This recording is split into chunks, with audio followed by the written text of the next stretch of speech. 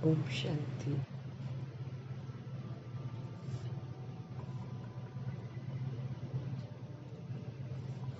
प्रभु जी की समझ मिल रही है, हमको सच्चा ब्राह्मण बनना है।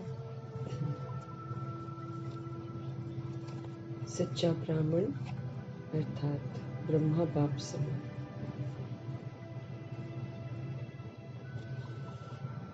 बाबा कहे सच्चा ब्राह्मण अर्थात महारथी।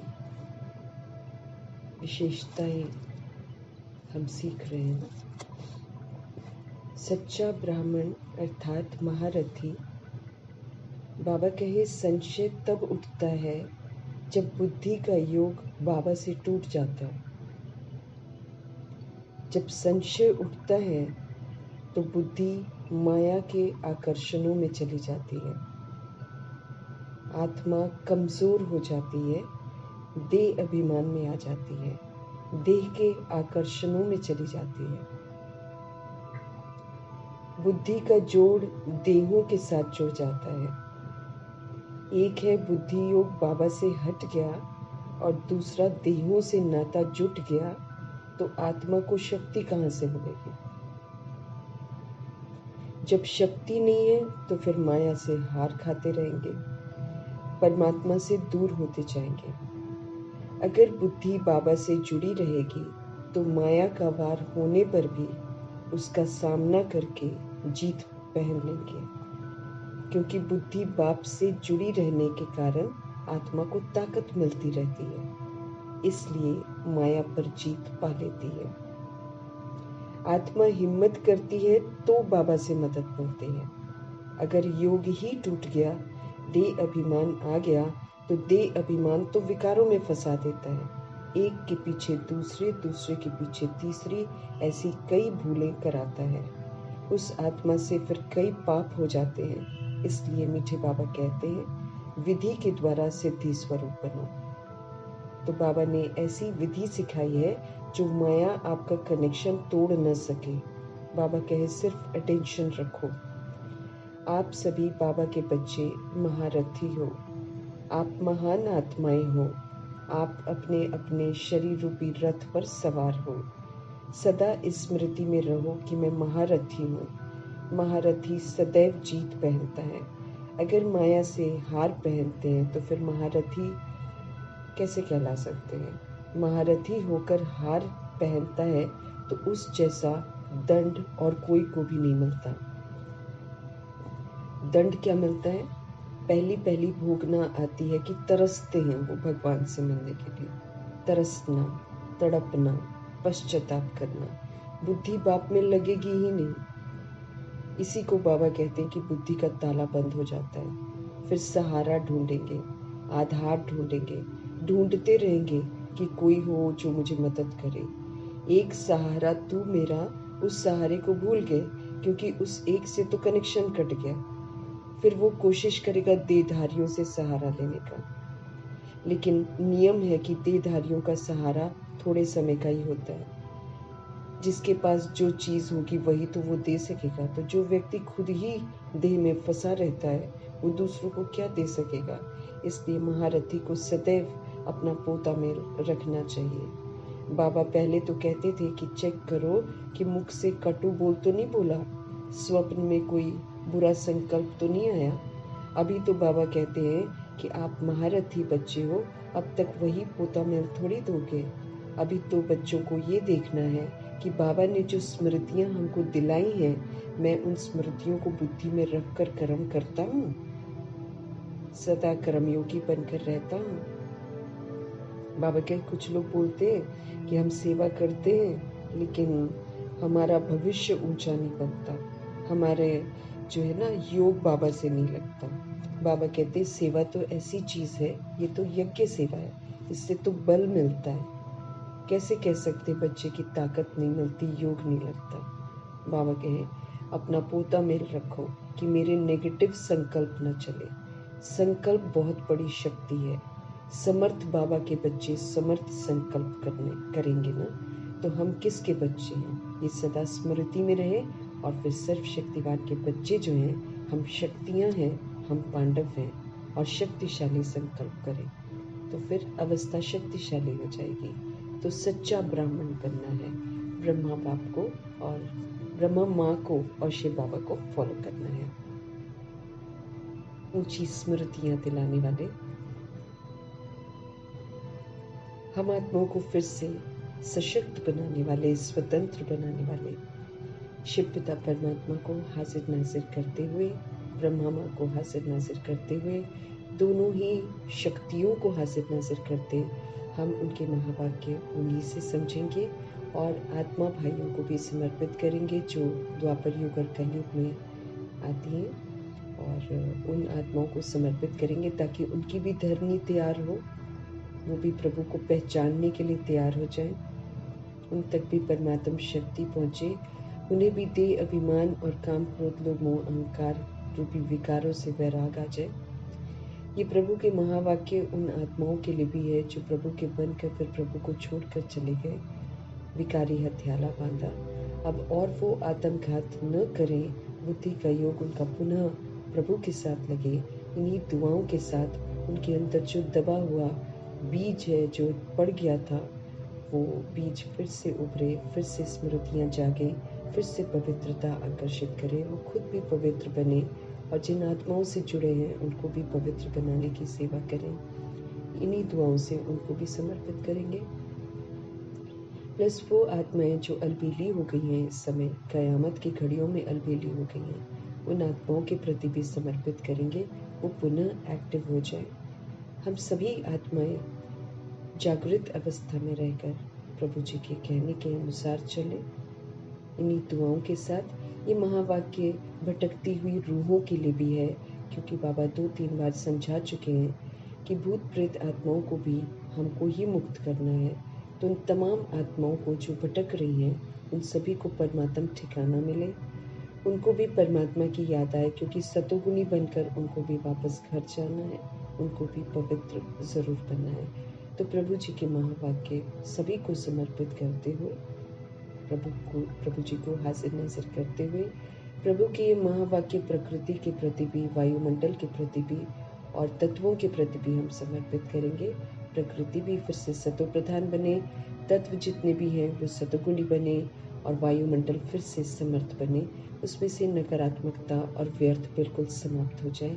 इन्हीं दुआओं के साथ देखते हैं आज मीठे मीठे बाबा हम आत्माओं को किस विधि से चरित्रवान बनाते हैं। मीठे मीठे बाबा बोले, मीठे बच्चे, देह का अभिमान आसुरी कैरेक्टर है, देह का घमंड, देह को देखना, देह को निहारना, बुद्धि का ताला बंद हो जाता है, भगवान के महावाक्य समझ आने बंद हो जाते हैं, बुद्धि परमात्मा की पढ़ाई में नहीं लगती है। ये अभी पढ़ा ना, ये सजा है, बुद्धि का योग ही नहीं लगेगा बाबा के साथ, क्योंकि बाबा की मना है ना।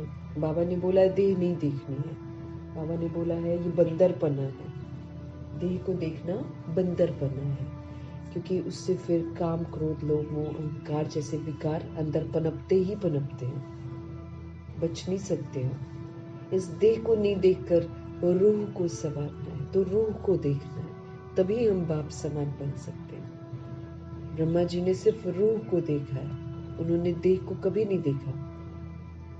तो हमको क्या करना है? फॉलो फादर मदर करना है।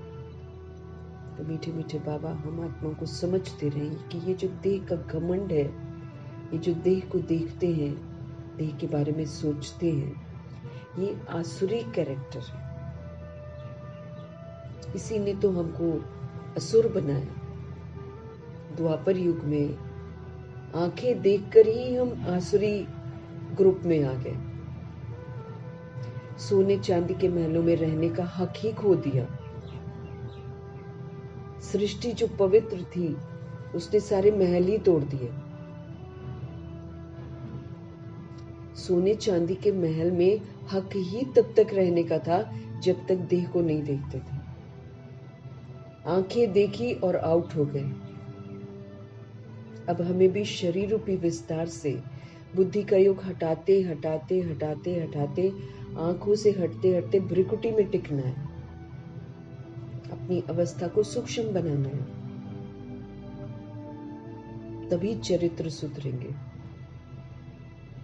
तो मीठे मीठे बाबा बोल रहे, मीठे बच्चे, ये जो देह का अभिमान है ये आसुरी कैरेक्टर है, ये हमको असुर बनाता है, बंदर बनाता है। उसे बदल कर अब दैवी कैरेक्टर्स धारण करो। तो वो तो हम तभी कर सकते हैं जब हम अपनी देह को और दूसरे की देह को देखना बंद करें, नहीं तो नहीं बन सकते। देह में बहुत सारी कमी कमजोरियां हैं, देह में ताकत नहीं है आजकल, वो बनावटी ताकत इकट्ठी करते हैं। ताकत तो आत्मा में वो होती है ना जो कभी थके नहीं, जो मानसिक रूप से और शारीरिक रूप से थके नहीं, वो आत्मा पावरफुल है। जो थकी ही रहती है वो आत्मा तो शक्तिशाली है ही नहीं है। वो मानसिक रूप से भी मानसिक रूप से बीमार है हम, अगर हम अपनी देह को देखते हैं तो। इससे फिर हम शरीर कमजोर ही रहेगा, शक्तिशाली कभी नहीं होगा।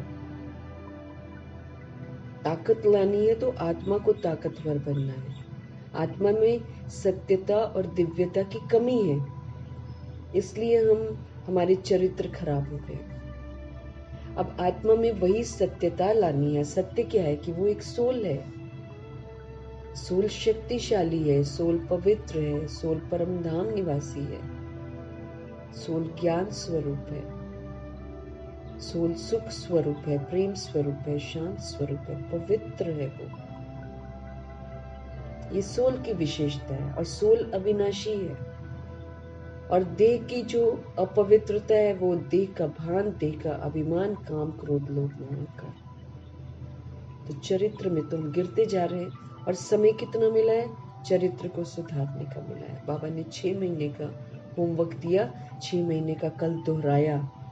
उसमें कैसे बनना है हमको? ब्रह्मा बाप समान बनना, स्वमान में रहना है, देह के अभिमान में नहीं आना। स्वमान में बाबा ने बहुत ऊंची ऊंची स्मृतियां दिलाई हैं कि हम कौन हैं और हम किसके हैं। उन स्वमानों में रहना है, देह के अभिमान को छोड़ देना, वो हमको असुर बनाता है। तो देह अभिमान आसुरी कैरेक्टर है, उसे बदल कर दैवी कैरेक्टर धारण करो तो रावण की जेल से छूट जाएंगे। नहीं तो हम रावण की जेल में कैद हैं। रावण क्या है? देह का अभिमान। रावण वैसा नहीं है 10 सिर वाला जैसा दिखाते हैं, वो कोई उसका वैसा बॉडी। हम आत्माओं के अंदर, बुद्धि के अंदर ही रावण घुसा हुआ है। देह समझा, देह का भान आया, धीरे धीरे वो अभिमान में बढ़ गया। कलयुग में तो टोटल अभिमान आ गया, देह को ही देखते हैं, सारा दिन देह को ही संभालती हैं आत्माएं आजकल। तो जो देह को देख रहा है वो रावण की जेल में कैद है और रावण रुलाता ही रहेगा, देह में फंसाता रहेगा, मुस्कुराहट सारी छीन लेगा, वो तो खुश कभी रहने ही नहीं देगा। धीरे धीरे एक्सपेक्टेशंस बढ़ती जाएंगी कि देह ऐसी हो जाए, देह वैसी हो जाए। फिर जब नहीं होगी, क्योंकि होगी नहीं, इसलिए जब नहीं होगी तो क्रोध आएगा, फिर खाने पीने का लोभ भी आएगा, घूमने फिरने का लोभ भी आएगा, इधर उधर दूसरी तीसरी चीजें देखने का भी लोभ आएगा, अपनी देह से अटैचमेंट हो जाएगी, देह के संबंधों से अटैचमेंट हो जाएगी, देहधारियों से अटैचमेंट हो जाएगी, फिर अहंकार भी आएगा, अपमान फील होगा, क्योंकि देह को देखेंगे, देह को कोई कुछ कहेगा, अपमान फील होगा। ये आत्मा की कमजोरी है, आत्मा इसी में तो चरित्रहीन होते जा रही है। अब जितने फिल्म इंडस्ट्रीज के लोग हैं वो कितने ना कॉम्प्लेक्स, इंफीरियोरिटी कॉम्प्लेक्स उनके अंदर आ जाता है, वो अपने आप को इंफीरियर समझते हैं।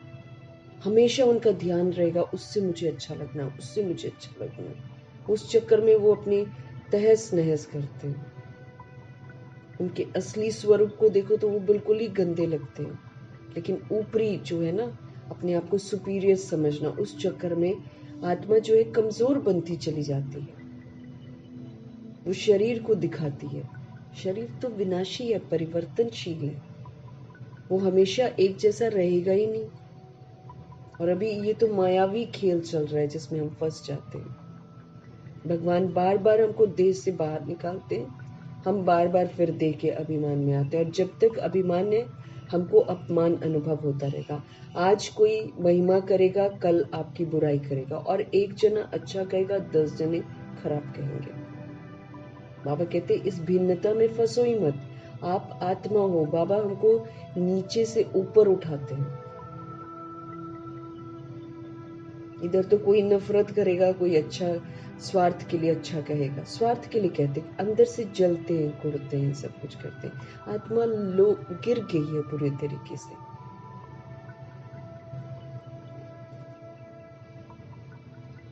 वो कभी नहीं चाहेगी कि मेरे से आगे कोई निकले, दे अभिमान। और भगवान स्वमान देकर आगे खुद बढ़ाते भी हैं और दूसरों के प्रति भी अच्छी भावना रख पाते हैं, क्योंकि जब तक हम बैड भावना रखते हैं हम फिर चरित्र से गिरते हैं, उसका फिर हमारे शरीर पर प्रभाव पड़ता है। तो मीठे मीठे बाबा हम आत्माओं को फिर से कहते हैं, मीठे बच्चे, दे अभिमान आसुरी कैरेक्टर है, ये जब तक मेरे अंदर है हम असुर हैं। भगवान कहते इसको बदल दो, अब दैवी कैरेक्टर्स धारण करो। दैवी कैरेक्टर्स हम तभी धारण कर सकते हैं जब हम अपने को आत्मा समझेंगे। ताकत चाहिए ना, तो आत्मा समझेंगे तो परमात्मा से कनेक्टेड रहेंगे, देह समझेंगे तो भगवान से कोई कनेक्शन नहीं है, बुद्धि का ताला बंद होता चला जाएगा, ताकत नहीं मिलने वाली है। देहधारियों से ताकत मिलेगी क्या? अगर हम देहधारियों को देख रहे हैं तो क्या हमें ताकत मिलेगी? उल्टा और हम इंफीरियर अपने आप को समझते जाएंगे, तुच्छ समझेंगे, नीचे समझेंगे, मुस्कुराहट गायब, सब खुशियां गायब। और बाबा कहते तुम अभी खुश नहीं रहोगे तो फिर कब खुश रहोगे? तो दैवी कैरेक्टर्स अगर मुझको धारण करने हैं, मुझे अपने आप को आत्मा समझना है। आत्मा समझेंगे, परमात्मा से कनेक्टेड रहेंगे, जागृत अवस्था में रहेंगे, दैवी कैरेक्टर्स धारण करेंगे। अगर समय रहते हमने दैवी कैरेक्टर्स धारण नहीं करे तो हम रावण की जेल में तो वैसे ही हैं, फिर हम रावण की दुनिया में जो विनाश होएगा, उसमें सेक लगेगा फिर हमको, क्योंकि बाबा ने समझाया है, आत्म अभिमानी बने बिना, पवित्र बने बिना हम घर वापस जा नहीं सकते, और जाना भी सबको। तो पावन कैसे बनाया जाएगा? सजाओं के द्वारा। जब तक हम अपने को देह के रूप में देख रहे हैं, हमें याद रखना है कि रावण देह अभिमान है और हम रावण की जेल में कैद है। रावण रुलाने वाला है, रावण का अर्थ ही है रुलाना, वो रुलाता है, वो दुखी करेगा, वो अशांत करेगा। आत्मा अशांत रहेगी, उसको गुस्सा आएगा। तो बाबा कहते आप आत्मा समझो, देह के अभिमान को छोड़ो, दैवी कैरेक्टर्स धारण करो, तो आप रावण की जेल से छूट जाएंगे। नहीं तो आप रावण की जेल के अंदर हैं, वो कैद कर लेता है, बार बार बॉडी में लेकर जाएगा और धोखा देगा बहुत जबरदस्त, क्योंकि देह तो खत्म हो जाएगी, आत्मा फिर खड़ी होगी। आत्मा ने अपने चरित्र को सुधारा नहीं होगा, फिर वो सजा खाएगी। आकारी शरीर में भी सजा खाएगी और साकारी में भी खाएगी, दोनों में। और फिर जो 2500 वर्ष की दुनिया है उसमें सचखंड में आने का परमिशन ही नहीं मिलेगा, और यहाँ का सब विनाश हो जाएगा। यहाँ का तो वैसे ही कुछ हाथ नहीं आएगा। तो अपने चरित्र को हमको सुधारना है, उसके लिए हमको ये देह के भान से और देह के अभिमान से बाहर निकलना है। हर वक्त मातेश्वरी कहती है, चलते फिरते प्रैक्टिस करो, मैं आत्मा हूँ, परमात्मा का बच्चा हूँ। तो एज ए सोल और as a child of God मुझे तो सेवाएं करनी है, मुझे स्व परिवर्तन करके विश्व परिवर्तन में सहयोग देना है। जो विश्व परिवर्तन करता है वही तो नए विश्व में जाता है, दूसरे थोड़ी जाते हैं। हम जितना सतयुग बनाएंगे उतना ही तो सतयुग में जाएंगे। मैंने बनाया ही नहीं, हम देह में ही फंसे रहे तो हम सतयुग में कहाँ से जाएंगे। हमें याद रखना चाहिए, हमारा बुद्धि का ताला बंद हो जाएगा, कहीं के नहीं रहेंगे। दैवी कैरेक्टर्स धारण करें, रियलिटी में जीने के लिए बाबा कहते हैं रियलिटी में जिएंगे तो हमारे में रॉयल्टी आएगी, और रियलिटी और रॉयल्टी वाले ही हीरो हीरोइन कहलाएंगे। उन्हीं को देखकर लोग वाह वाह करेंगे, उन्हीं को देखकर महिमा करेंगे। ड्रामा भी महिमा करेगा, लोग भी महिमा करेंगे, माया भी महिमा करेगी, प्रकृति भी महिमा करेगी, है ना। सलाम करेंगे ये लोग, यमदूत सलाम करेगा, धर्मराज खुद सलाम करेंगे उन सोल्स को जो देही अभिमानी बनेंगे और जो दैवी कैरेक्टर्स धारण करेंगे। दूसरे तो दुर्गति में चले जाएंगे। प्रश्न है, हर एक आत्मा अपने पाप कर्मों की सजा कैसे भोगती है? हर एक आत्मा, अगर हम बाबा का कहना नहीं मानते हैं तो हम पाप करते हैं, फिर पाप कर्म जो करते हैं उसकी फिर सजा तो हमको भोगनी पड़ेगी, उससे तो हम बच नहीं सकते। उससे बचने का साधन अब क्या अपनाना है? करके तो बच नहीं सकते, उसका तो 1 का लाख गुना दंड है। उत्तर है, हर एक अपने पापों की सजा एक तो गर्भ जेल में जाकर भोगते हैं। जो अपने को देह समझकर हम पाठ बजाते हैं ना, तो जो देह समझकर पाठ बजाता है वो तो इस समय भी बाबा ने बोला है कि एक बार फिर से गर्भ जेल में जाएगा। जो अपने को आत्मा नहीं समझती हैं सोल्स, और जो देह समझकर पाठ बजा रही हैं, उनको फिर से एक बार सजा मिलती है गर्भ जेल में जाने की। कितना गंदा गर्भ है इस समय, उसमें वो कैद हो जाएगी। फिर विनाश के आसपास जब सारी चीजें तहस नहस होंगी, उसमें उसका जन्म होगा। फिर कोई मलबे के नीचे कई जगह दिखाते हैं ना, कभी भी बॉम्ब्स वगैरह गिराते हैं तो कई बच्चे पैदा होने वाले होते हैं, वो उस समय पैदा होते हैं। बताओ, माँ मर जाएगी और कोई मलबे के नीचे दबा होगा, वो बच्चा जीवित रह जाता है। सजाएं। तो हम सभी 63 जन्म गर्भ जेल में हमने सजाएं खाई हैं, और हर बार हमने प्रॉमिस किया बाबा को कि हम आपको याद करेंगे, अब हम गंदे काम नहीं करेंगे। लेकिन दुर्भाग्यवश जब हम जन्म लेते हैं तो हम वो देहधारियों के घर में लेते हैं जो विस्मृत हो गई, जो अपने को देह समझती, वो फिर हमको फिर से विस्मृत कर देती है। जब तक हमको होश रहता है तब तक हम बोल नहीं पाते हैं, और जब हम बोलने लगते हैं तो देहधारी हमको अपने जाल में फंसा ही लेते हैं, हम फिर से भूल जाते हैं हम जो वायदा करते हैं। इसीलिए जो घर में छोटे बच्चे होते हैं, हमारा फर्ज है उनको सच्चाई से जोड़े रखना। नहीं जोड़ेंगे तो फिर हम सजा भी खाएंगे। तो हर एक अपने पापों की सजा एक तो गर्भ जेल में भोगते हैं, दूसरा रावण की जेल में अनेक प्रकार के दुख उठाते हैं, क्योंकि देह के अभिमान में रहते हैं, और देह के अभिमान में रहना मतलब जेल में रहना।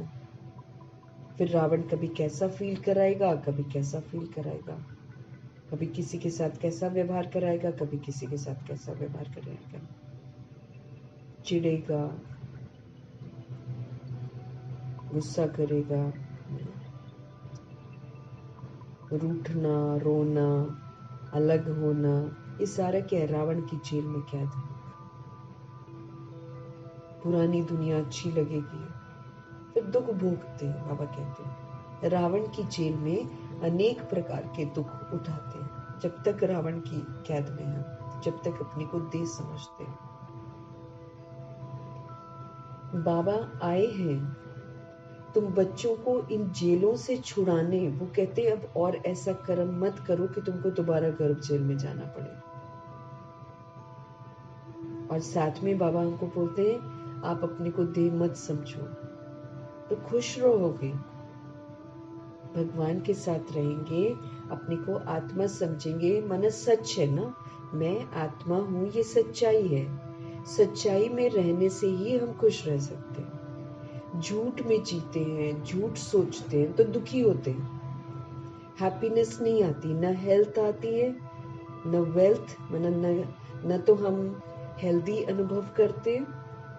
ये बॉडी में रहते हुए हम हेल्दी अनुभव करेंगे अगर हम आत्मा समझकर सब कुछ करते हैं। भले कर्म भोग आएगा लेकिन हेल्दी रहेंगे, मना दर्द नहीं हो। जैसे मातेश्वरी है, अब कैंसर है लेकिन मुस्कुराती थी और उनके चेहरे पे था ही नहीं कि उनको कोई कष्ट है, जबकि बॉडी में पॉइजन फैल गया था, तब भी मुस्कुराता हुआ चेहरा। आखिरी समय में शरीर छोड़ने से पहले भी टोली बांट रही है।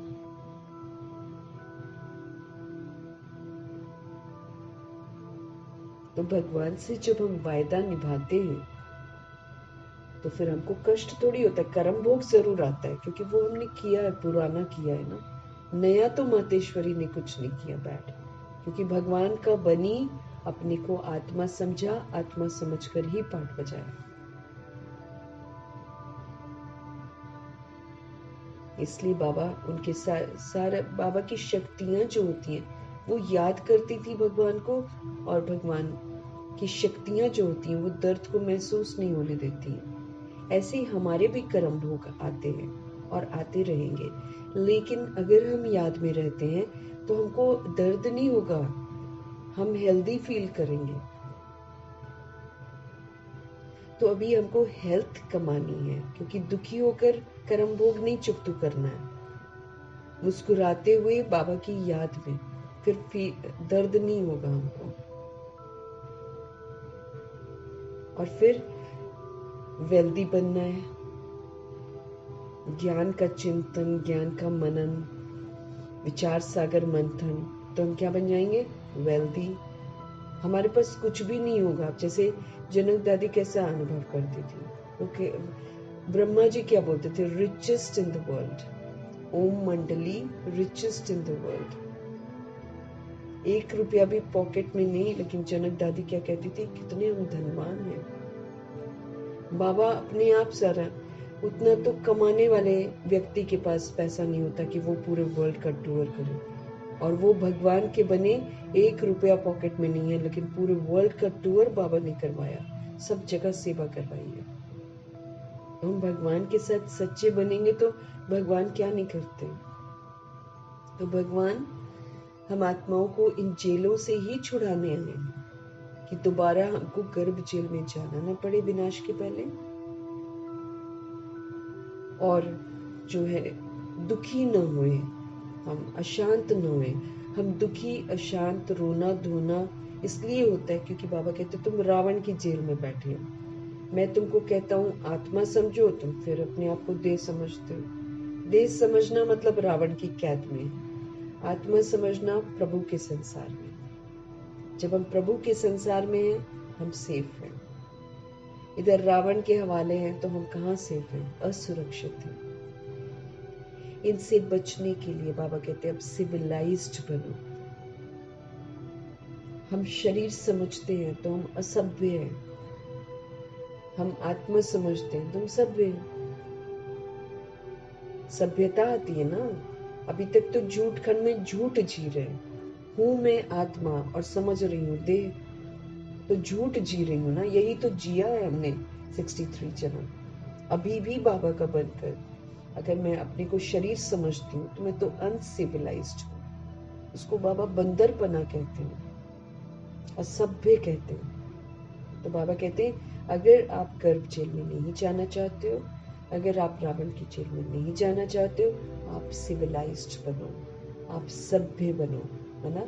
आप रियलिटी में जियो और रॉयल्टी यानी कि दिव्यता की रॉयल्टी, सत्यता की रॉयल्टी, उसमें उसको धारण करो। तब हम कहलाएंगे सिविलाइज्ड, नहीं तो अनसिविलाइज्ड की कैटेगरी में आ जाएंगे। ओम शांति। ड्रामा के प्लान के अनुसार बाप बैठकर हमको समझाते, ये ड्रामा प्लान अनुसार है कि हम सब प्रभु जी से समझ रहे हैं। बाप ही आकर सच्चाई बताते हैं और रावण की जेल से हमको छुड़ाते हैं, क्योंकि सब क्रिमिनल हैं, सब पाप आत्माएं हैं। बोलो फिर हमको देहधारियों का संग तो करना ही नहीं है, संग दोष लग जाता है। जो सोल्स, पहली बात तो हमको समझ मिली है, तो मेरा काम है जागृत रहना और दूसरी सोल को जागृत करना, ये मेरा कर्तव्य है। अगर मैं खुद भी नहीं जगी और दूसरे को भी नहीं जगाया और वो जो करते हैं वो हम कर रहे हैं, तो कितनी न सजा खाएंगे। और जिनके संग का दोष मुझे लग रहा है, उतनी देर तो अगर हम देहधारियों का संग करते हैं, उतनी देर तो हम परमात्मा को भूल जाते हैं, न खुद याद करते तो न दूसरी सोल को याद कराते। तो वही सोल्स एंड में बहुत सारे उलझने देंगी, जाग जाएंगी ना। और जब जागेंगी, उनके शरीरों को जब कष्ट होएगा, जब तड़पेंगी, पूरा इल्जाम लगा देंगे कि तुम जगे रहते तो हम भी कुछ कर लेते। हमको हर बात बहुत अच्छे से समझनी है। हमको कलयुग में जीने का टाइम ही नहीं है। कलयुग को तो भूलना है, कलयुग को तो पीठ करनी है, क्योंकि जब तक हम उसको पीठ नहीं करेंगे, हम 2500 वर्ष की राजधानी की कमाई नहीं कर सकते। ये कलयुग तो खत्म होने वाला है। जो दुनिया आने वाली है, उसके लिए पुरुषार्थ करना है। टाइम ही नहीं है, एक्स्ट्रा टाइम नहीं है कि हम कलयुग में खेले कूदे और इधर उधर टाइम वेस्ट करें। वो तो हम कलयुग बना रहे हैं। तो जो कलयुग बनाएगा वो फिर कलयुग का विनाश देखेगा। उसको बाबा के घर में जगह नहीं मिलेगी, घुसने नहीं दिया जाएगा ना आबू में। जाए सोल पहुंच ही नहीं पाएगी वहां तक। वही पहुंचेगी जो बाबा से ऑनेस्ट है, या फिर वही सोल कहीं भी रहते सेफ स्थान पर रहेगी जो बाबा की शिक्षाओं पर चल रही है। जो नहीं चल रहे हैं उसको तो बाबा का साथ ही नहीं मिलेगा, और देहधारी तो साथ देंगे नहीं, उल्टा इल्जाम लगा देंगे।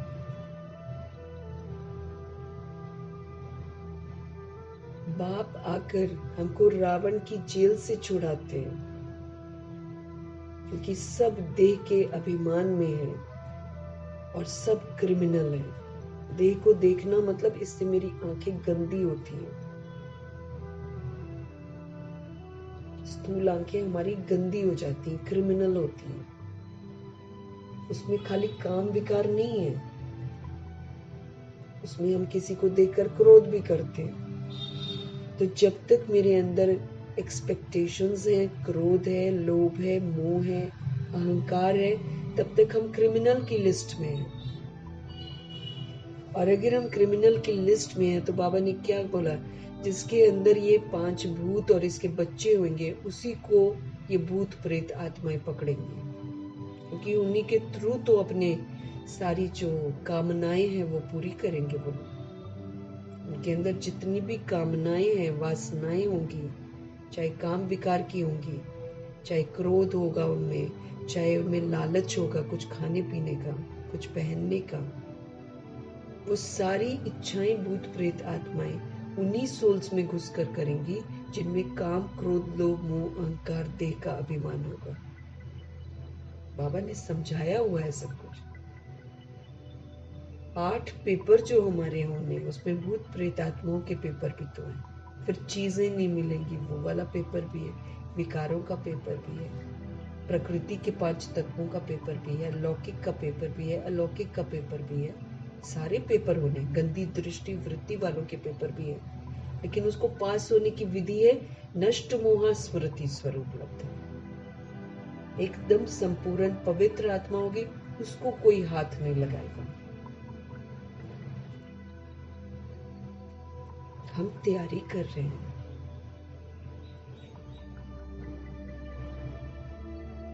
हम सब तैयारी कर रहे हैं। बाबा साफ बता रहे हैं, सब क्रिमिनल हैं, जो किसी देहधारी का हमको संग नहीं करना है। Only follow father mother.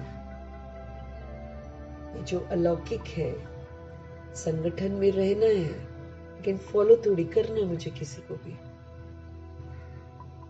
Brahma ji perfect figure है, उनको देखना है। बाकी तो अलौकिक में भी, और बाकी जो अलौकिक नहीं है, माना जो बाबा का ज्ञान नहीं ले रहे हैं, वो तो देह के अभिमान में है। उनका संग करेंगे तो हम फिर से देह अभिमान में आ जाएंगे, संग दोष लग जाएगा, फिर दोष लग जाएगा, हम श्रापित हो जाएंगे, क्योंकि सब क्रिमिनल हैं। जो कलयुग देख रहे हैं, जो कलयुग में एंजॉय कर रहे हैं, वो सब के सब क्रिमिनल हैं, सब पाप आत्मा हैं। उनका संग करेंगे, हम भी क्रिमिनल बन जाएंगे, हम भी पाप आत्मा बन जाएंगे। हमें तो उन्हें भी क्रिमिनल पने से निकालना है, कर्तव्य है मेरा। तो वो मैं तभी निकाल सकती हूँ जब मैं खुद आत्म अभिमानी होकर रहूं। अगर मैं देश समझकर कलयुग में एंजॉय कर रही हूँ, तो मैं कहाँ से उनको निकालूंगी? उल्टा मुझे ये ध्यान रखना चाहिए, मैं दलदल में फंस रही हूँ, बुद्धि का ताला बंद हो रहा है।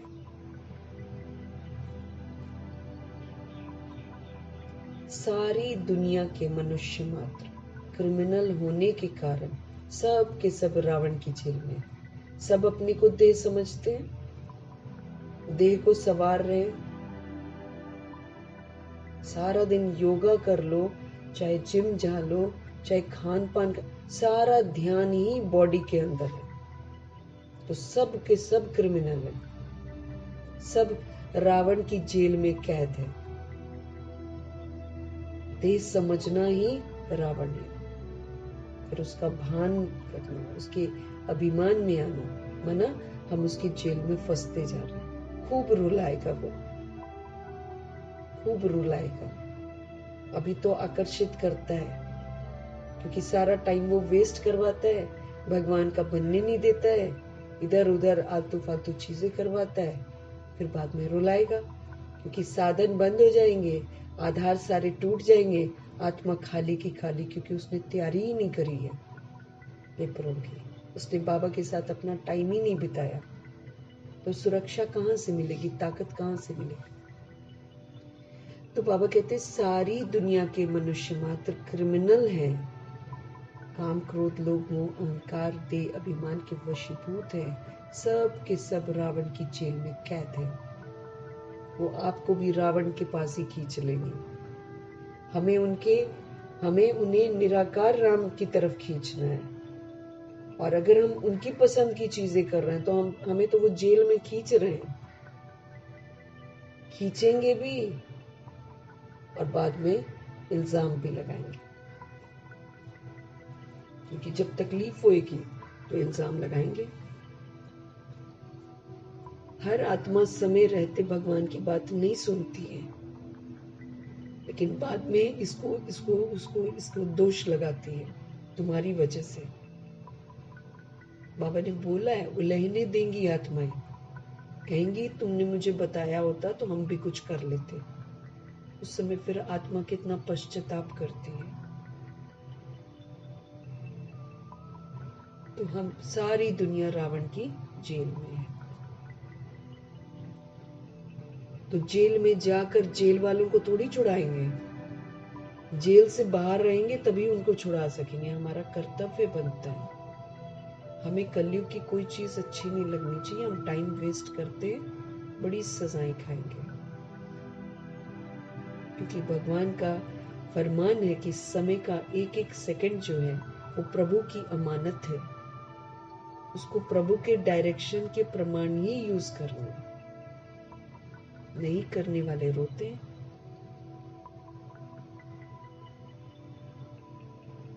फिर जब शरीर छोड़ते हैं तो भी गर्भ जेल में जाते हैं। बाप आकर दोनों जेल से छुड़ाते हैं, फिर तुम आधा कल्प 2500 ईयर्स रावण की जेल में भी नहीं और गर्भ जेल में भी नहीं जाएंगे, क्योंकि कोई विकार में जाएगा नहीं, और विकार में जाएंगे नहीं तो गर्भ जेल में जाएंगे भी नहीं। वो तो सोल ऊपर से आएगी, योग बल से आएगी, योग बल से गर्भ महल में विराजमान रहेगी, बॉडी थोड़ा सा ग्रो कर जाएगी। ये तो फिर प्रकृति के सतो प्रधान तत्वों से शरीर बनता है, गंदगी से नहीं बनता है। अभी तो गंदगी से बनता है। मनुष्य विकार में जाते हैं, वहां पे ऐसे नहीं होता है। अभी का इकट्ठा किया हुआ योग का बल वो हमारे साथ रहता है। उस बल से वो सोल्स को ऊपर से बुलाते हैं कि आ जाओ आप भी।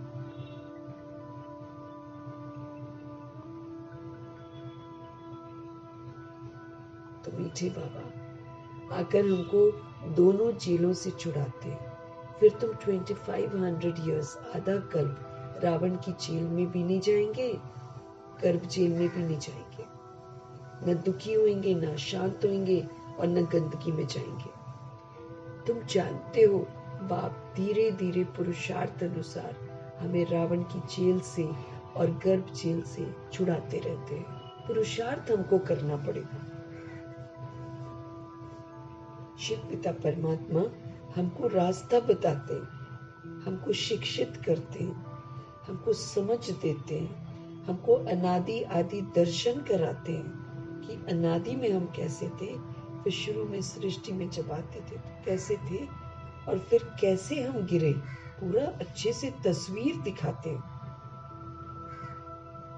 गिरावट कैसे हुई, आंखों को देखने से गिरावट शुरू हो गई, और फिर एंड में हम शूद्र बन गए, अछूत बन गए, जिसको कोई छुए भी ना। भगवान की दृष्टि में तो अछूत है आत्माएं, वो भगवान के समीप भी नहीं जा सकती, अनटचेबल्स जिसको कहते हैं बाबा।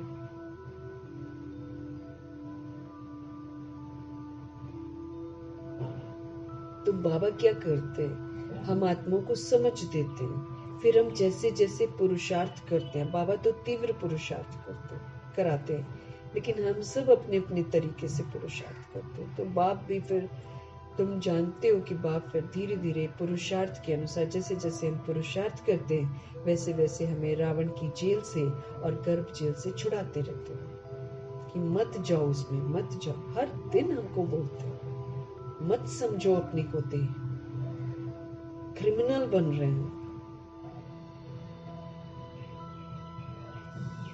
बाप बताते हैं तुम सब क्रिमिनल हो रावण राज्य में, फिर राम राज्य में सब सिविलाइज्ड होते हैं। अब वो सिविलाइज्ड जो होते हैं वो अभी हमको बनना है, क्योंकि समझ मुझे अभी मिल रही है, फिर समझ थोड़ी मिलेगी। सिर्फ संगम युग में हमको हर बात की समझ मिलती है, क्या करना चाहिए और क्या नहीं करना चाहिए। बाबा बताते हैं सभी सोल्स जितनी भी हैं देहधारी सब क्रिमिनल होकर रावण के राज्य में है, फिर राम राज्य में सब सिविलाइज्ड होते हैं। कोई भी भूत की प्रवेशता वहां पर नहीं होती है, ये भूत है। देह अभिमान भी, देह क्या मर जाती तो भूत लगती है, आत्मा निकलती है ना तो देह क्या लगती है, भूत। लोग रखना थोड़ी पसंद करते हैं, कितना भी समीप क्यों ना हो रिश्ता, लेकिन देह को तो जला देते। तो भूत है वो, देह भूत है, देह अभिमान भूत है। ये तो सोल अंदर प्रवेश करती है, अपनी ताकत को फैलाती है, तब जाकर हमारे अंग चलते हैं, ये तो अंग भी न चले।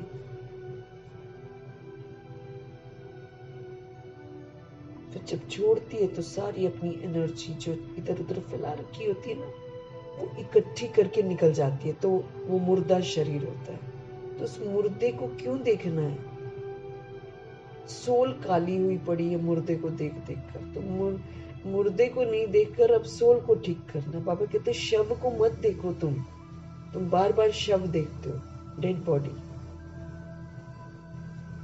तो तुम सब क्रिमिनल होकर रावण राज्य में, फिर राम राज्य में सब सिविलाइज्ड होते हैं। कोई भी भूत की प्रवेशता वहां पर नहीं होती है। देह का अहंकार आने से फिर और भूतों की प्रवेशता होती है। अहंकार आता है, मैं बॉडी हूं, मैं ऐसा हूं, मैं ऐसा हूं। ये अहंकार है, यही तो भूतों को लेकर आएगा, इसी से भूत प्रवेश करते हैं।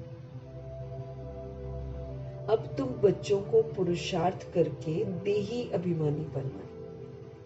बाबा कहते हैं बार बार बार बार अपने आप को याद दिलाओ, अपने आप को समझाओ मैं कौन हूं, और फिर से आत्म अभिमानी बनो, फिर से सच्चे बनो। सच्चे बनेंगे तो सचखंड में जाएंगे।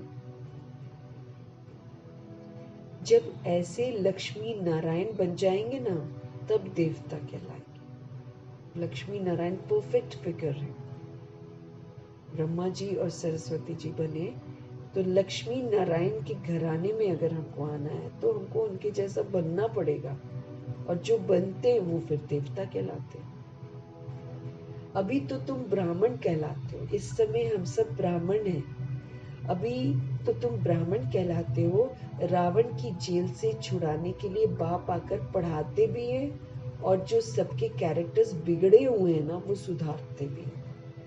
हम सभी आत्माओं का चरित्र बिगड़ जाता है, बिगड़ता है तभी तो हम देह को देखते हैं। जो इंस्ट्रूमेंट है, जो ड्रामा की ड्रेस है, उसको देख रहे हैं, जो कि चेंज भी होती है और जो कि खत्म भी होती है, उसको देखते हैं। तो चरित्र बिगड़ता चला जाता है। फिर हम दूसरों की देहों को भी देखते हैं ना, दूसरों की बॉडीज को भी देखते हैं। आजकल कंपटीशन ही इस चीज की है, वो ऐसा है हम भी बनेंगे वैसा। सारा दिन बुद्धि देह के अंदर है, तो कैसे बुद्धि का ताला तो पूरा बंद हो जाएगा, और रावण फिर खूब रुलाएगा, क्योंकि समय रहते हम वो कर नहीं रहे जो हमको करना चाहिए। रावण की जेल से छुड़ाने के लिए बाप आकर पढ़ाते भी हैं, फिर जो सबके कैरेक्टर्स बिगड़े हुए हैं वो सुधारते भी हैं। तो प्रभु की श्रीमत पर हमें चलना पड़ेगा। आधा कल्प से कैरेक्टर्स हमारे बिगड़ते बिगड़ते बहुत बिगड़ गए। इस समय तमो प्रधान कैरेक्टर्स हैं सबके। दैवी और आसुरी कैरेक्टर्स में बरोबर रात दिन का फर्क है। कहाँ देवताओं के कैरेक्टर्स और कहाँ आज असुरों के कैरेक्टर्स। रात दिन का फर्क है। बाबा कहते, बाप समझाते हैं अब पुरुषार्थ करके अपना दैवी कैरेक्टर बनाना है, तभी तो आसुरी कैरेक्टर से छूटते जाएंगे। कैसे माना भगवान हमको समझ देते हैं ना कि बुराई को कैसे निकालोगे। आप अच्छाई को धारण करना शुरू कर दो।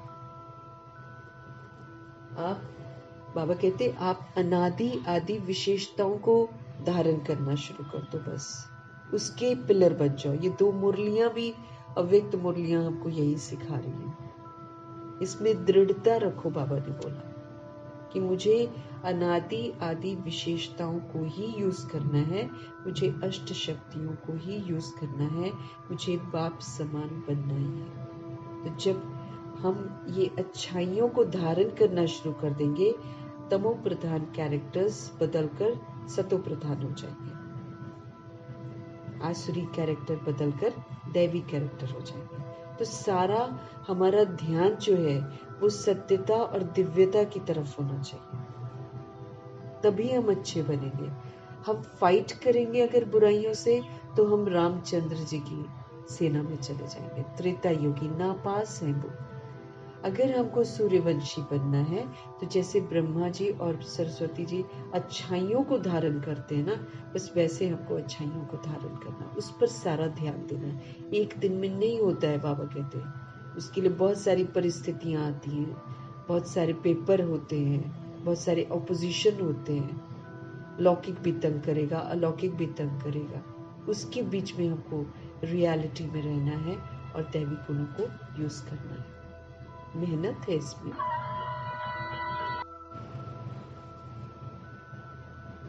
बाप समझाते हैं कि अब पुरुषार्थ करो अपना दैवी कैरेक्टर बनाने का, अनादि आदि विशेषताओं को यूज करो, बहुत काल तक करना है। उसके लिए फिर बाबा ने हमको समझ दी है, परिस्थितियां आएंगी, सब कुछ आएगा, लेकिन दृढ़ रहना है, उसी में तो दैवी गुणों को यूज करना है। तो फिर क्या होगा, हमारा आसुरी कैरेक्टर जो है अपने आप छूट जाएगा। आसुरी कैरेक्टर्स में दे अभिमान सबसे नंबर 1 है। अपने को दे समझना और फिर दे का घमंड करना, उसको देखना। आत्मा जब देह को देखती है तो क्रिमिनल बनती है। वो बार बार अपनी देह को देखेगी, दूसरे की देह को देखेगी, कंपेयर करती रहेगी सारा समय। बाबा कहते यही तो तुमने 63 जन्म किया है, अब भी वही करेंगे तो अभी भी क्रिमिनल ही बने रहेंगे ना। फिर कितनी दुर्दशा हो जाएगी। वो भगवान से दूर होते जाएंगे। बाबा ने बोला बुद्धि का ताला बंद हो जाएगा, ज्ञान समझ में नहीं आएगा, कलयुग अच्छा लगने लग जाएगा। ये निशानियां हैं। यही तो बाबा कहते माया है। रावण फिर से अपनी जेल में बंद कर रहा है। तो दैवी कैरेक्टर्स हमारे में आते जाएंगे, आसुरी कैरेक्टर्स छूटते जाएंगे। फिर हमारे पास भूत प्रेत आत्मा थोड़ी आएगी, क्योंकि उनका प्रकोप बढ़ने वाला है। हमें तो उनको भी लिबरेट करना, कैसे? आत्म अभिमानी बनकर। फिर वो हमारे पास नहीं आएंगे, लेकिन हम उनको एम्पावर करेंगे ताकि वो भी अपने ओरिजिनल स्मृतियों में आ जाए। पास नहीं आएंगे वो लोग, है ना। अगर हम श्रीमत पर चल रहे हैं तो हम सुरक्षा कवच के अंदर हैं, तब तो आपदाएं भी नुकसान नहीं पहुंचाएंगी, ड्रामा भी पनिश नहीं करेगा, विकारों का हमला भी नहीं होगा हमारे पर, प्रकृति का हमला भी नहीं होगा हम पर, भूत प्रेत आत्माओं का हमला भी नहीं होगा हम पर, लौकिक अलौकिक भी हमको कुछ नहीं कर सकेंगे, है ना। एकदम सुरक्षा कवच है अगर भगवान का कहना मानेंगे तो।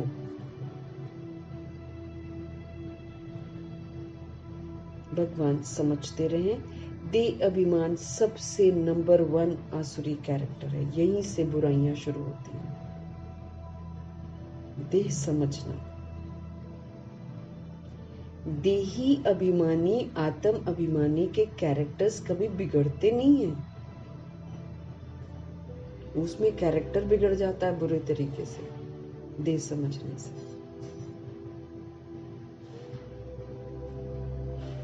बाबा ने कहा ना, गुस्सा करना, हाथ पैर चलाना, ये क्या है? आसुरी कैरेक्टर है। भगवान ये थोड़ी सिखाते हैं।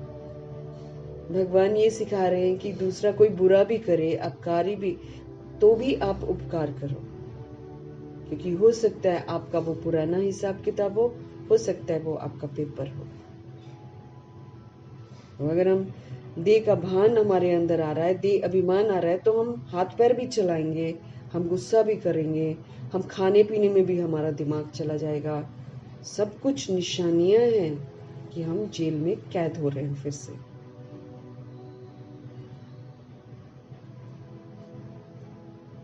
तो देही अभिमानी जो अपने को आत्मा समझते हैं, उनका कैरेक्टर कभी बिगड़ता नहीं है। सारा मदार बाबा कहते कैरेक्टर्स पर है। देवताओं का कैरेक्टर कैसे बिगड़ता है? जब वो वाम मार्ग में जाते हैं। समझते रहे भगवान कि देवता होते हैं वो, लेकिन उनका कैरेक्टर कैसे बिगड़ता है? जब वो वाम मार्ग में जाते हैं, अर्थात विकारी बनते हैं, तब उनके कैरेक्टर्स बिगड़ते हैं। आंखें देखी, सुंदर हैं, फिर फेस देखा, फिर शरीर देखा, फिर अब तो बिल्कुल ही शूद्र जीवन हो गया।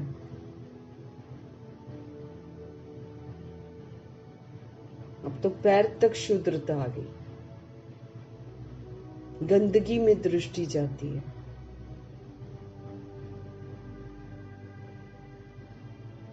सारा कैरेक्टर बिगड़ गया। कैसे? देह समझा। देह समझते समझते गंदगी में जाते हैं, आंखों से बढ़ते बढ़ते बढ़ते, अब तो आंखें नहीं, पूरी बॉडी को देखेंगे,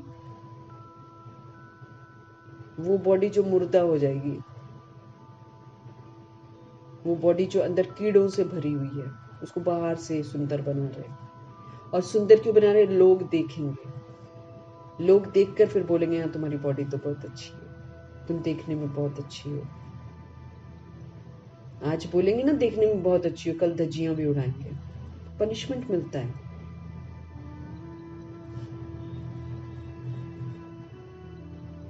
तो देवता कैसे बिगड़ते हैं? सतयुग त्रेता युग खत्म हुआ, देह का भान आया, आंखें देखी, आंखें देखते देखते तो कब विकारी बन गए। वाम मार्ग, उल्टे मार्ग पर चलते हैं, आत्मा नहीं समझकर शरीर समझना शुरू करते हैं, वाम मार्ग, उल्टा मार्ग, फिर विकारी बनते हैं, उनके कैरेक्टर्स बिगड़ जाते हैं। जगन्नाथ के मंदिर में ऐसे चित्र दिखाए हैं वाम मार्ग के। एक तो शक्लें कितनी गंदी, बड़े बड़े मुंह बना रखे हैं, फिर काले भी बनाते हैं उनको, फिर उनके मंदिर में अंधेरा भी रखते हैं, गंदे चित्र बनाते हैं। तो जगन्नाथ के मंदिर में ऐसे चित्र दिखाए हैं वाम मार्ग के, विकारों के। ये तो बहुत वर्षों का पुराना मंदिर है जगन्नाथ। ड्रेस आदि देवताओं की ही है, दिखाते हैं देवता, वाम मार्ग में कैसे जाते हैं। उस समय वो देवता नहीं होते हैं, लेकिन अब कैसे दिखाएं, आत्मा को कैसे दिखाएं? इसीलिए ड्रेस देवताओं की होती है, लेकिन करते उल्टा काम करते हुए उनके चित्र बना देते हैं, आसुरीपन दिखा देते हैं। ड्रेस देवताओं की ही होती है, दिखाते हैं कि देवता जो है वो वाम मार्ग में कैसे जाते हैं।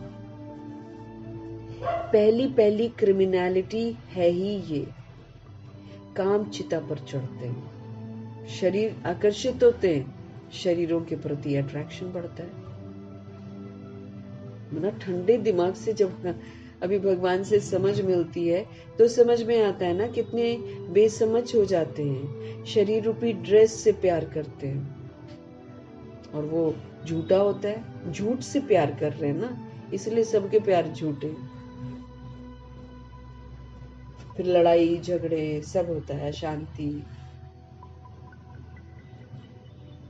तो पहली पहली क्रिमिनलिटी ही ये है, काम चिता पर चढ़ते, फिर रंग बदलते बदलते बिल्कुल काले हो जाते हैं। आत्मा को बाबा बात कर रहे हैं ना, आत्मा बिल्कुल बाहर से भले जितनी मर्जी गोरे चिट्टे हो, आत्मा तो काली हो रही है ना अंदर से। बाबा कहते काम चिता पर चढ़ते हैं, फिर रंग बदलते बदलते बिल्कुल काले हो जाते हैं। पहले पहले गोल्डन एज में है संपूर्ण गोरे, बिल्कुल पवित्र, प्योरिटी है ना, पूजनीय। फिर बाबा कहते हैं त्रेता युग में 2 कला कम हो जाती है। वो नापास आत्माएं हैं जो अभी श्रीमत पर पूरा नहीं चल पाते, वो हार खाते हैं। ब्राह्मण माना माया से हार नहीं खानी है। और चंद्रवंशी क्या करते, बुराइयों से लड़ना शुरू करते कि बुराई को लड़कर खत्म करेंगे, इसलिए फिर वो हार जाते हैं। प्रजापिता ब्रह्मा और मातेश्वरी अच्छाइयों को धारण करने पर ध्यान देते हैं, वो जीत जाते हैं।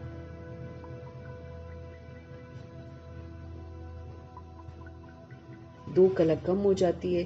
त्रेता को स्वर्ग नहीं कहते हैं, उसको सेमी स्वर्ग कहते हैं। बाप ने समझाया है, रावण के आने से ही तुम्हारे ऊपर कट चढ़नी शुरू हुई है। देह का भान आया, देह का अभिमान आया, रावण हमारी बुद्धि में आया, इसीलिए 10 सिर दिखाते, क्योंकि बुद्धि में प्रवेश करता है। उससे बाबा कहते तुम्हारे ऊपर कट चढ़नी शुरू हुई। पहले रजो प्रधान, पहले रजो की कट चढ़ी, फिर तमो की कट चढ़ी, फिर अब तो बिल्कुल तमो प्रधान हो गए। पूरे क्रिमिनल अंत में बनते हैं।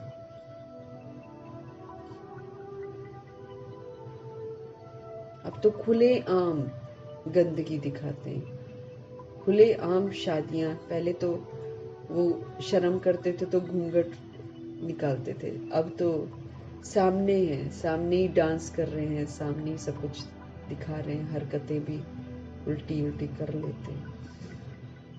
पूरे क्रिमिनल अंत में बनते हो। अभी 100% क्रिमिनल कहेंगे इस समय। इस समय 100% क्रिमिनल ओपन में करते हैं सब कुछ। अब तो 100% वॉइसलेस थे, बाबा कहते हैं। संपूर्ण निर्विकारी थे, अब संपूर्ण विकारी हो गए, क्रिमिनल बन गए, 100% क्रिमिनल। फिर से 100%, बाबा कहते हैं 100% वॉइसलेस थे, फिर 100% विशियस बने। अब विषैले हैं। अब हमारे अंदर जो है ना, जब बाबा के आने के बाद पूरा विष भर जाता है, जहर। किसका जहर? दे भान, दे अभिमान, काम, क्रोध, लोभ, मोह, ये सारा विष है जो हमको पॉइजनस बना देता है, कांटा बना देता है, हम एक दूसरे को दुख देते हैं। विष है, विष, जहर। अब बाप कहते हैं सुधरते जाओ। ये रावण की जेल बहुत बड़ी है, सबको क्रिमिनल ही कहेंगे। 800 करोड़ आबादी में सारी आबादी जो मेजॉरिटी है वो क्रिमिनल ही कहेंगे, क्योंकि रावण के राज्य में है। राम राज्य और रावण राज्य का तो उनको पता ही नहीं है ना, जब तक हमको भी नहीं पता था। हमको भी कहाँ पता था, हम तो रावण राज्य की हरकतों को कोई बुरा थोड़ी समझ रहे थे, क्योंकि हम लोग देख रहे थे कि सभी ऐसे होता है, शादियां भी होती हैं, सब ऐसे ही होता है, पढ़ लिख कर बड़े होकर शादी होती है। गलत हो रहा है ये कहाँ मालूम है, ये तो भगवान ने आकर बताया। दुखी अशांत जरूर रहते हैं, लेकिन रीजन क्या है वही तो नहीं मालूम है। उसके लिए फिर इधर उधर जाते थे, शांति के लिए, सुख के लिए। फिर बीमारियां हो जाती है, उसके लिए दवाइयां खाते हैं, तो रोग ठीक नहीं होते ना। क्यों? क्योंकि सारे रोग तो आत्मा को लगे हुए हैं। जब तक आत्मा निरोगी नहीं होगी, शरीर निरोगी नहीं होगा।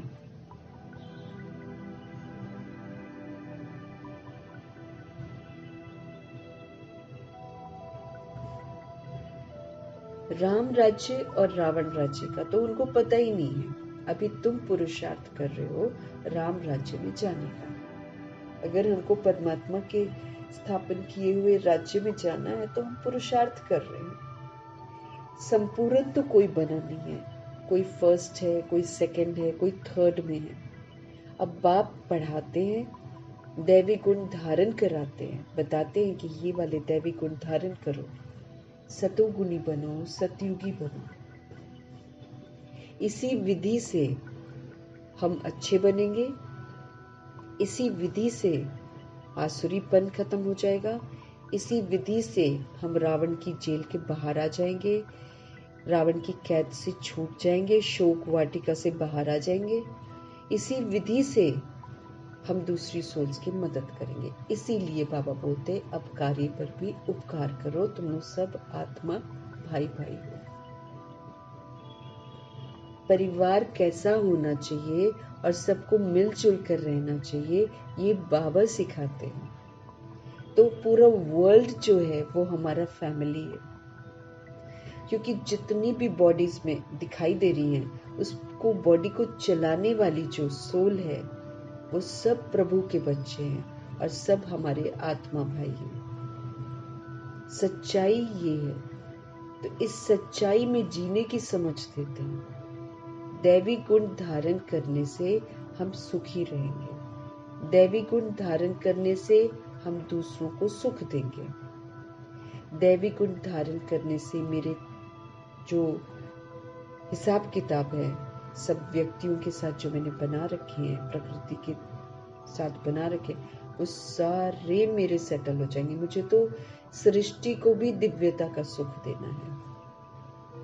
जितना हम दैवी गुण को यूज करेंगे उतना हम धरती, आकाश, जल, वायु, अग्नि तत्वों को शांत करेंगे। उतना हम प्रकृति को शांत करेंगे, उतना हम ड्रामा को शांत करेंगे, उतना वो मेरा साथ निभाएगी, एंड में तंग नहीं करेगी। दैवी गुण धारण करने से फायदा ही फायदा, सिर्फ मेरा नहीं, भगवान हमको ऐसी शिक्षाएं देते हैं जिसमें हम सिर्फ अपना फायदा नहीं, पूरे वर्ल्ड की सोल्स का फायदा होता है। अगर हम अच्छे बनते हैं तो उसके वाइब्रेशंस फैलते हैं, क्योंकि बाबा बोलते हैं जब हम द्वापर युग में गलत मार्ग पर चलते हैं ना, तो द्वापर युग में जो सोल्स ऊपर से नीचे आती हैं वो हमारे वाइब्रेशंस को कैच करके वैसा बनना शुरू कर देती हैं। वो सत्यता की सभ्यता को वो लोग एक्सपीरियंस नहीं करते हैं, इसलिए वो सत्ययुग त्रेता युग में नहीं आते हैं, वो द्वापर युग में आते हैं। तो जैसे हमारा चरित्र होता है वैसे ही वाइब्रेशंस फैलते हैं और वो लोग वैसे ही वाइब्रेशंस कैच करते हैं। इसीलिए जब हमारे अंदर से क्रिमिनल पना खत्म हो जाएगा, वो कैसे खत्म होएगा? बाबा कहते हैं दैवी गुण धारण करो। तो जब हम दैवी गुण धारण करेंगे तो इसके वाइब्रेशंस भी फैलेंगे। फिर वो जो सोल्स हैं द्वापर युग और कलयुग की, जिन्होंने हमको फॉलो किया है, वो फिर से जागृत हो जाएंगे। वो भी फिर सोल कॉन्शियस बनकर घर वापस चलेंगे, घर चलने को वो भी तैयार हो जाएंगे।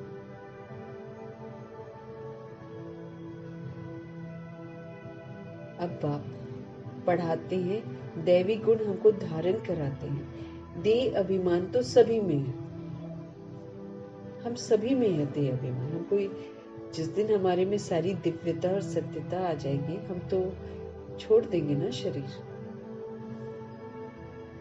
तो बाबा कहते हैं देह अभिमान तो सब में है। जितना जितना तुम सर्विस में लगे रहेंगे ना, उतना देह अभिमान कम होता जाएगा, क्योंकि हम पढ़ते रहेंगे, समझते रहेंगे। जब दूसरों को समझाएंगे तो अंतर हमें खाएगा वो, अगर हम नहीं करेंगे। बाबा कहते जितना जितना तुम सेवा में लगे रहेंगे उतना देह अभिमान कम होता जाएगा। सेवा मनसा है, वाचा है, कर्मणा है। शुभ संकल्प करते रहेंगे तो शुभ संकल्प के वाइब्रेशंस फैलेंगे, सोल्स तक पहुंचेंगे। ये तो समा और अच्छा है गुप्त सेवा। वाणी से तो बाबा कहते वाणी से करते हैं ना, तो मनसा नहीं स्ट्रांग होती है, बॉडी कॉन्शियस होकर वाणी से करते हैं, उसमें मनसा भी चाहिए। तो ये शुभ भावना, शुभ कामना, अपने आप को आत्मा समझना, फिर दूसरी सोच को भी आत्मा समझना, ये सेवाएं कितनी अच्छी हैं। ये हम जितना करते जाते हैं, बाबा कहते हैं उतना देह अभिमान कम होता जाएगा। हम निरअहंकारी बनते जाएंगे, हम नम्र चित्त बनते जाएंगे। सर्विस करने से ही देह अभिमान कम होगा, क्योंकि जब हम सेवा करते हैं ना, तरह तरह की बातें जिंदगी में आती हैं, परिस्थितियां। आप हम जो सेवा करते हैं वो प्रैक्टिकल सेवा बाबा ने बोली है ना। हमारा कर्मा में भी कैसा होना चाहिए? दिव्यता होनी चाहिए। तो सत्यता और दिव्यता की सभ्यता जब हम यूज करते हैं तो लोग उसके विपरीत चलते हैं, कभी कभी तंग भी करते हैं। उसी में जब हम सेवाधारी बनकर सेवा करते हैं तो हमारे देह का अभिमान खत्म होता है। जैसे कल बाबा ने बोला ना, मरना पड़े, मिटना पड़े, झुकना पड़े, सहन करना पड़े, तो ये क्या करता है? ये हमको क्या बनाता है? ये हमको देही अभिमानी बनाता है, हमारे देह के अभिमान को तोड़ता है, हम अच्छे बन जाते हैं।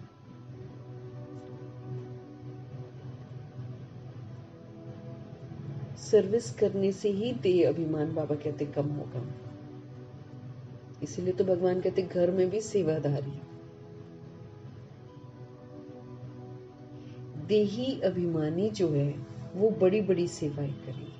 जिनमें देह का अभिमान खत्म हो जाता है ना, बाबा कहते वो बड़ी बड़ी सर्विस करते हैं। बाबा देही अभिमानी है तो देखो कितनी अच्छी सर्विस करते हैं। हमारा शिव बाबा देही अभिमानी है तो कितनी अच्छी सर्विस करते हैं। और ब्रह्मा जी भी शुरू से आत्मा का पाठ पक्का करके सेवा करते थे, तो कितनी अच्छी अच्छी सेवाएं दी हैं। तो बाबा कहे देही अभिमानी बड़ी बड़ी सर्विस करेंगे। बाबा हमारे देही अभिमानी, बाबा जिनको अपनी देह नहीं है वो देही अभिमानी है, तो कितनी अच्छी सर्विस करते हैं। सभी को क्रिमिनल रावण की जेल से छुड़ाकर सदगति प्राप्त करा देते हैं। तो कितनी ऊंची सेवाएं हैं कि सारी सोल्स को रावण की जेल से छुड़ाते हैं और फिर सदगति प्राप्त करवाते हैं, माना विधियां बताते हैं। बुद्धि पूर्वक जब हम चलते हैं तो फिर हम रावण की जेल से निकल आते हैं। यहाँ बाबा कहते वहां फिर दोनों जेल नहीं होगी सतयुग में, न रावण की जेल होगी न गर्भ जेल होगी। यहाँ तो डबल जेल है। सतयुग में तो न कोर्ट है, न पाप आत्माएं हैं, न अदालत है, न तो रावण की जेल है। वहां रावण की है बेहद की जेल, इसने तो सभी को फंसा रखा है अपने अंदर। रावण की जेल में पूरा वर्ल्ड कैद है, तो ये बेहद की जेल है।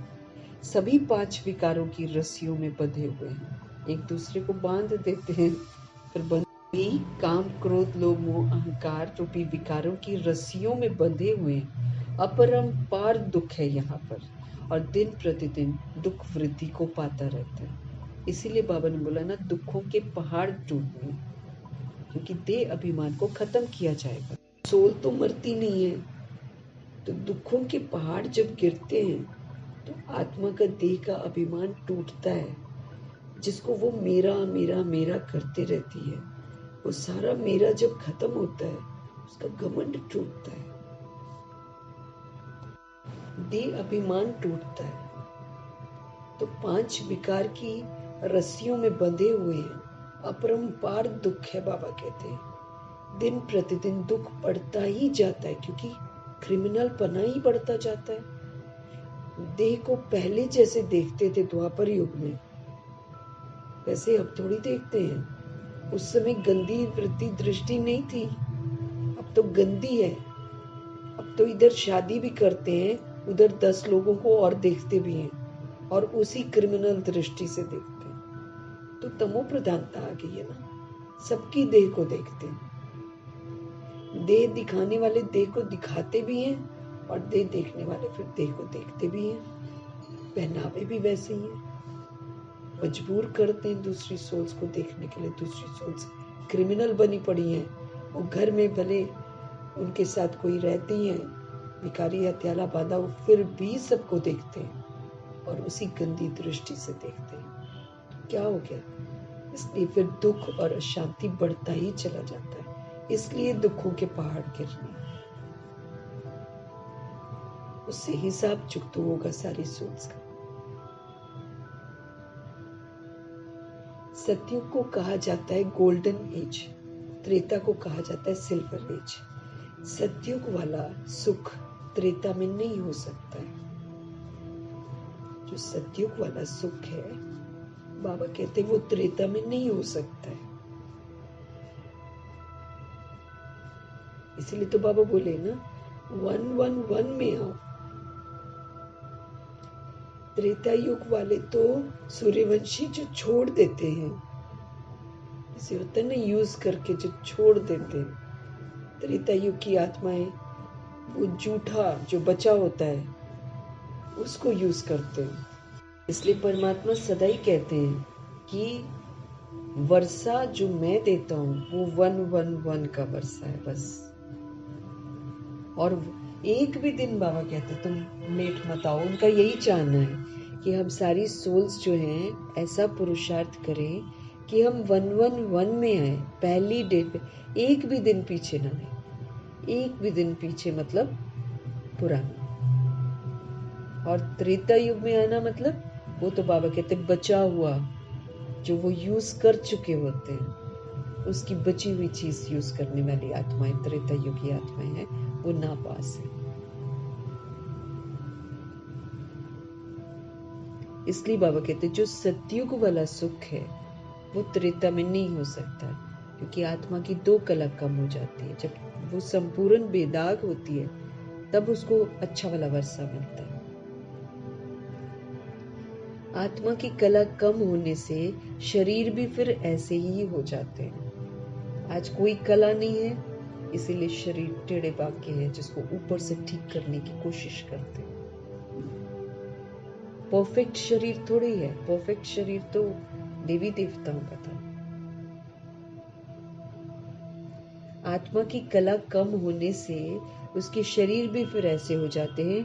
तो ये समझना चाहिए कि बरोबर हम रावण के राज्य में देह अभिमानी बन पड़े हैं। अब हमको समझना है कि ये रावण का राज्य है, इसके वशीभूत होकर हम देह अभिमानी बन पड़े हैं। अब मीठे बाबा आए हैं रावण की जेल से छुड़ाने के लिए। आधा कल्प का जो देह अभिमान है, निकलने में देरी तो लगती है, ऐसे सहज थोड़ी निकलता, पक्का हो गया है ना। इसलिए अपमान फील करेंगे, कभी कुछ फील करेंगे।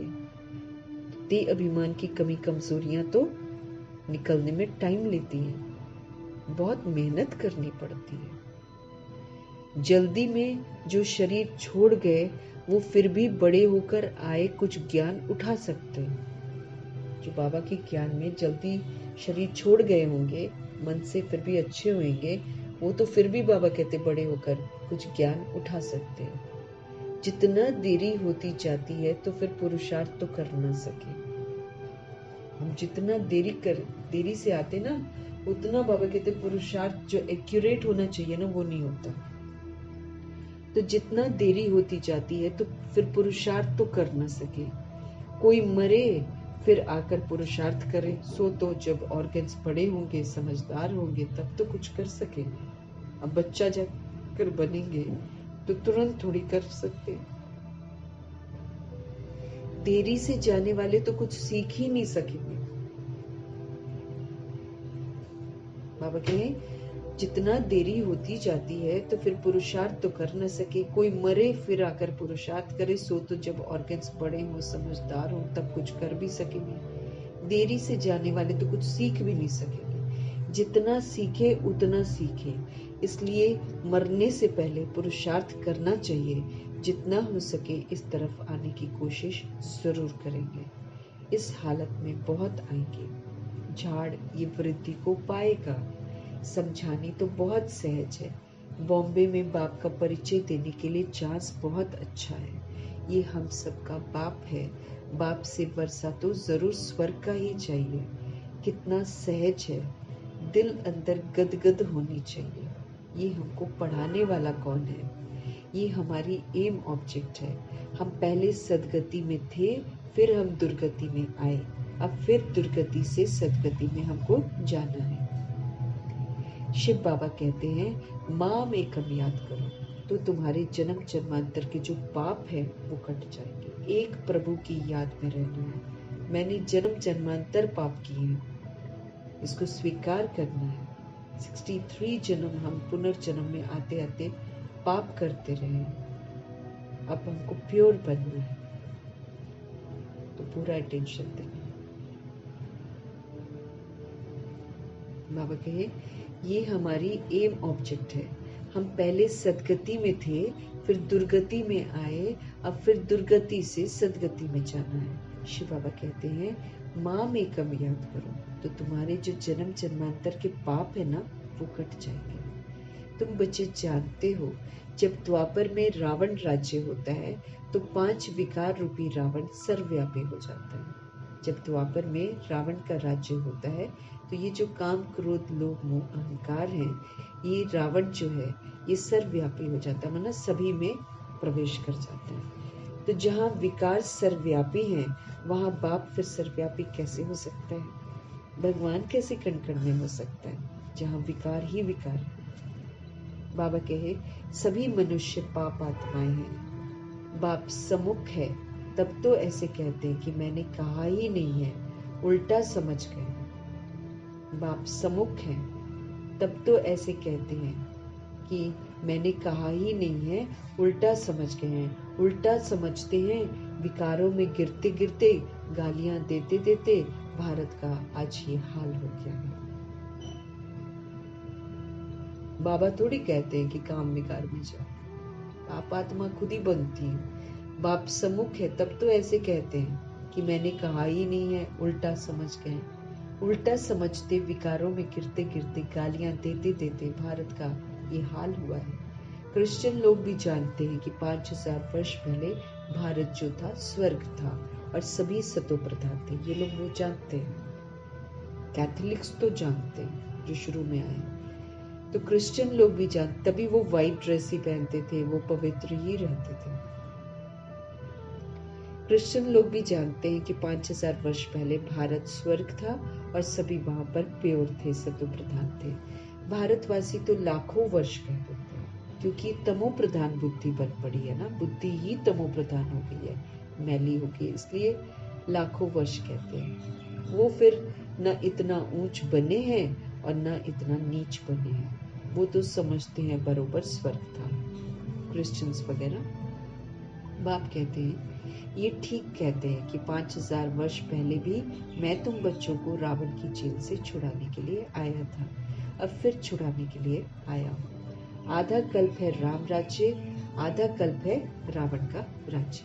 बच्चों को चांस मिलता है तो फिर समझाना चाहिए ना दूसरी सोच को भी। बाबा भी तुम बच्चों को समझाते, बच्चे ऐसे ऐसे करके समझाओ, इतने अपरंपार दुख क्यों हुए हैं, उनका ध्यान खिंचवाओ। पहले तो अपरंपार सुख थे जब इन लक्ष्मी नारायण का राज्य था और ये सर्वगुण से संपन्न थे। अब ये नॉलेज मना बाबा समझा रहे हैं कि जब पवित्र हैं तो देखो सुख है, और जब हम अपवित्र हैं तो आज दुख है। वहां मक्खी मच्छर दुख देने वाला कुछ नहीं है, यहाँ मक्खी मच्छर दुख देने वाला सब कुछ है, क्योंकि आत्मा गड़बड़ हो गई, इसीलिए उसको फर्नीचर वैसा ही मिलता है। तो इतने अपरंपार दुख क्यों है, ध्यान खिंचवाना है सबका। पहले तो अपरंपार सुख थे जब लक्ष्मी नारायण का राज्य था, ये सर्व गुणों से संपन्न थे, संपूर्ण निर्विकारी थे, तो प्रकृति भी सुख देती थी। अब ये नॉलेज है ही नर से नारायण बनने की, पढ़ाई है ये, इनसे दैवी कैरेक्टर्स बनते हैं। इस समय रावण के राज्य में सभी के कैरेक्टर्स एकदम बिगड़े हुए हैं, सबके कैरेक्टर्स सुधारने वाला तो एक ही राम है। इस समय कितने धर्म हैं, मनुष्यों की कितनी वृद्धि होती रहती है, ऐसे ही वृद्धि होती रहेगी तो फिर खाना भी कहाँ से मिलेगा, बाबा कहते हैं। इस समय कितने धर्म हैं, जो उठता है अपना एक नया फिलॉसफी निकालता है। मनुष्यों की कितनी वृद्धि होती रहती है, ऐसे ही वृद्धि होती रहेगी, खाना भी कहाँ से मिलेगा। सतयुग में तो ऐसी बातें होती नहीं है, वहां दुख की कोई बात ही नहीं है। ये कलयुग दुख धाम है, सब इसमें विकारी है, और वो सुख धाम है, संपूर्ण सब निर्विकारी है। घड़ी घड़ी उन्हों को ये बतलाना चाहिए तो कुछ समझ जाए। बाप कहते हैं मैं पतित पावन हूँ, मुझे याद करने से तुम्हारे जन्म जन्मांतर के पाप कट जाएंगे। अब बाप कैसे कहेंगे, जरूर शरीर को धारण करके तो बोलेंगे ना। पतित पावन सर्व का सदगति दाता एक बाप है, तो जरूर वो किसी रथ में ही तो आया होगा ना। बाप कहते हैं मैं इस रथ में आता हूँ, जो अपने जन्मों को ही नहीं जानते। बाप समझाते हैं ये 84 जन्मों का खेल है, जो पहले पहले आए होंगे वही आएंगे। ये 84 जन्मों का खेल है, जो पहले पहले आए होंगे वही आएंगे, उनके ही बहुत जन्म होंगे, फिर कम होते जाएंगे। सबसे पहले देवताएं आए, बाबा बच्चों को भाषण करना सिखलाते हैं, ऐसे ऐसे समझाना चाहिए। अच्छी रीति अगर हम याद में रहेंगे, दे अभिमान नहीं होगा तो भाषण फिर अच्छा करेंगे, मतलब लोगों को टच होगा। बाबा कहे अगर आप अपने को आत्मा समझेंगे, याद में रहेंगे, दे अभिमान आप में नहीं होगा, तो आप फिर जो बात बोलेंगे, भाषण करेंगे, वो अच्छा करेंगे। शिव बाबा देही अभिमानी है, उनमें देह का अभिमान है ही नहीं। कहते रहते बच्चे अब देही अभिमानी भव, हम भी ऊपर से बिना देह के ही आए, इसलिए हमको बोलते हैं अब तुम आत्म अभिमानी बनो, तुम परमात्मा के बच्चे हो। हमारे अंदर कोई भी विकार न रहे, अंदर में कोई शैतानी न रहे। तुम किसको भी दुख नहीं देना है, किसकी निंदा नहीं करनी है। अब सारी चीजें हमको अच्छी अच्छी बता रहे, क्योंकि हम सभी आत्मा भाई हैं। हमारे अंदर किसी भी तरीके का विकार न रहे, अंदर में कोई शैतानियत न रहे। शैतान है ये देह का अभिमान, शैतान है ये, शैतानियत हमारे अंदर न रहे। तुम्हें किसी को भी दुख नहीं देना है, तुम्हें किसी की भी निंदा नहीं करनी है।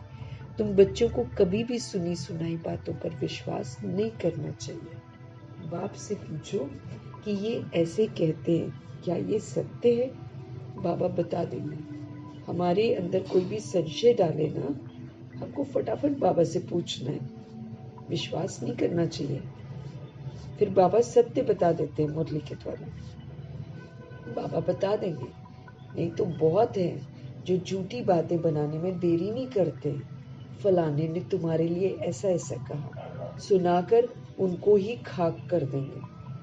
बाबा जानते हैं ऐसे बहुत होता है, उल्टी सुल्टी बातें सुनाकर दिलों को खराब कर देते हैं। इसलिए कभी भी झूठी बातें सुनकर अंदर में जलना नहीं चाहिए।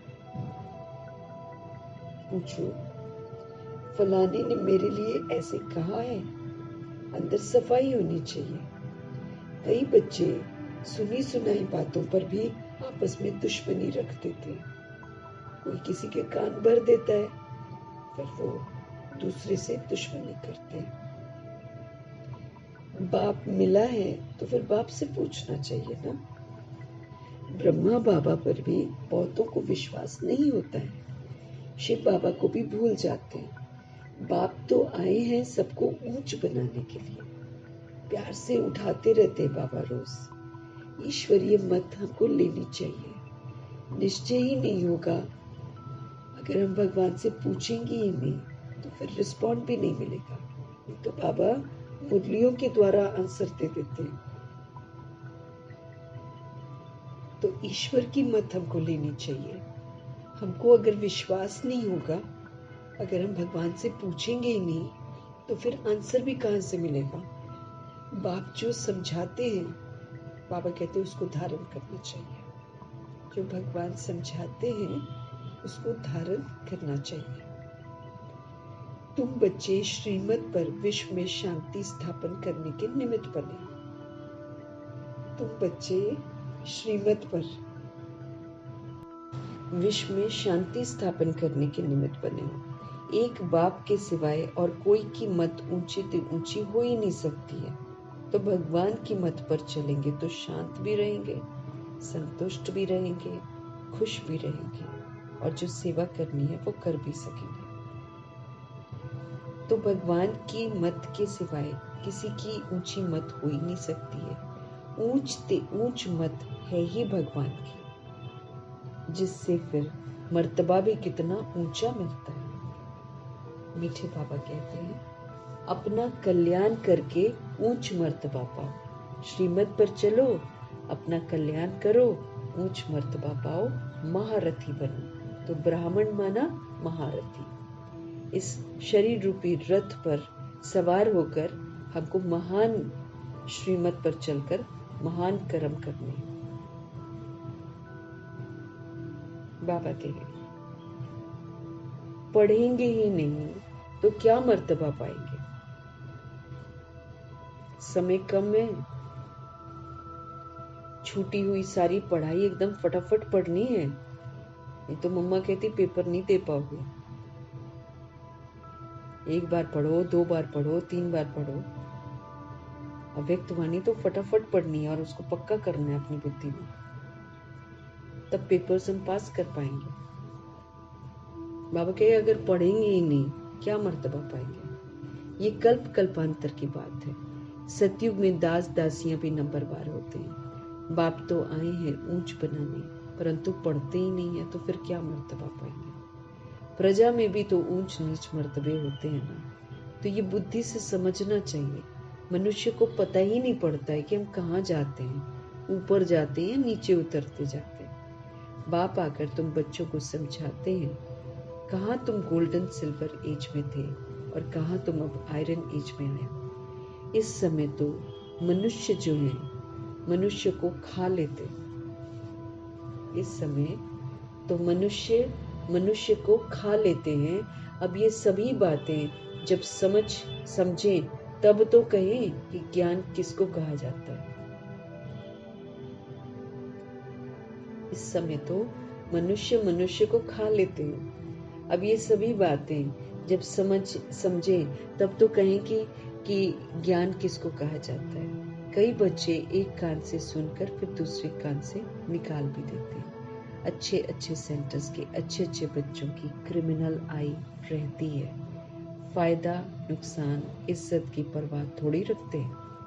बाबा कहे अच्छे अच्छे सेंटर्स के अच्छे अच्छे बच्चों की क्रिमिनल आई रहती है, विकारी दृष्टि रहती है। फायदा नुकसान इज्जत की परवाह थोड़ी रखते हैं। मूल बात है ही पवित्रता की। इस पर ही तो कितने झगड़े होते हैं। बाप कहते हैं ये काम महाशत्रु है, इन पर जीत पहनो तभी जगत जीत बनेगी। देवताएं संपूर्ण निर्विकारी है ना, आगे चल समझ ही जाएंगे, स्थापना हो ही जाएगी। बाप कहते हैं ये काम महाशत्रु है, इन पर जीत पहनो तब क्या बनेंगे, जगत जीत बनेंगे। देवताएं संपूर्ण निर्विकारी है ना, आगे चलकर समझ ही जाएंगे, उम्मीद करते हैं भगवान। स्थापना हो ही जाएगी। देवताएं संपूर्ण निर्विकारी थे, आगे चल समझ ही जाएंगे, स्थापना हो ही जाएगी। अच्छा, मीठे मीठे सिकिल दे बच्चों प्रति माता पिता बाप दादा का याद प्यार और गुड मॉर्निंग। रूहानी बाप की रूहानी बच्चों को नमस्ते। हम रूहानी बच्चों की भी रूहानी बाप को दिल से, जान से, सिक से, प्रेम से, स्नेह से, अदब से, पूरे रिगार्ड से प्यार भरी नमस्ते। और हम सभी आत्माओं की तरफ से नमस्ते। माना द्वापर युग और कलयुग में जो सोल्स आती हैं जो नहीं जानते, उनकी तरफ से नमस्ते।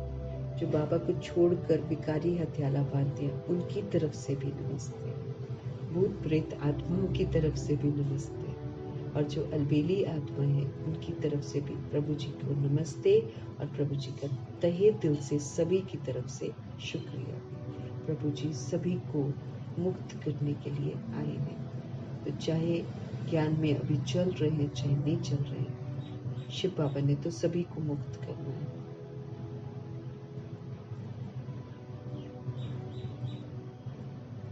तो तहे दिल से धन्यवाद करेंगे। धारणा के लिए मुख्य सार, और यही संकल्प करेंगे कि जो प्रभु कहते हैं वही हम करें। उन्हीं संग बैठे, उन्हीं संग उठे, उन्हीं संग बोले, उन्हीं संग हर कार्य करें, उन्हीं संग खाएं, उन्हीं संग सोएं। इस समय इतना खतरा है कि सोने समय भी उनको साथ लेकर सोना, नहीं तो वहां भी माया वार करेगी। धारणा के लिए मुख्य सार है,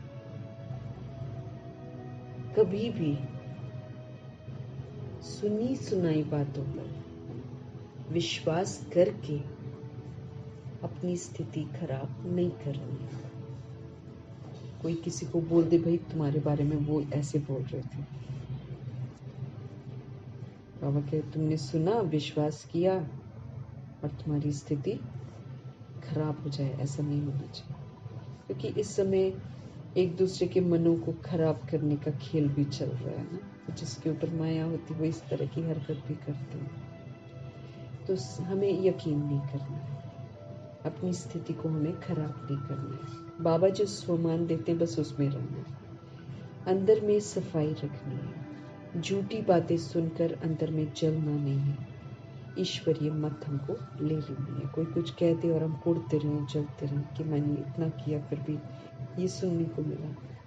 तो बाबा कहते झूठी बातें सुनकर अंदर में जलना नहीं है, ईश्वर की मत लेनी है, ईश्वरीय मत पर चलना है। देही अभिमानी बनने का हमें पूरा पुरुषार्थ करना है। किसी की भी निंदा अब हमको नहीं करनी है। फायदा, नुकसान और इज्जत को ध्यान में रखते हुए क्रिमिनल आई को खत्म करना है।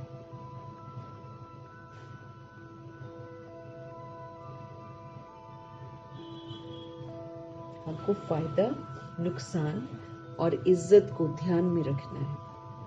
क्रिमिनल आई को खत्म करना है। बाप जो सुनाते हैं उसे एक कान से सुनकर दूसरे से निकालना नहीं है, बल्कि उसको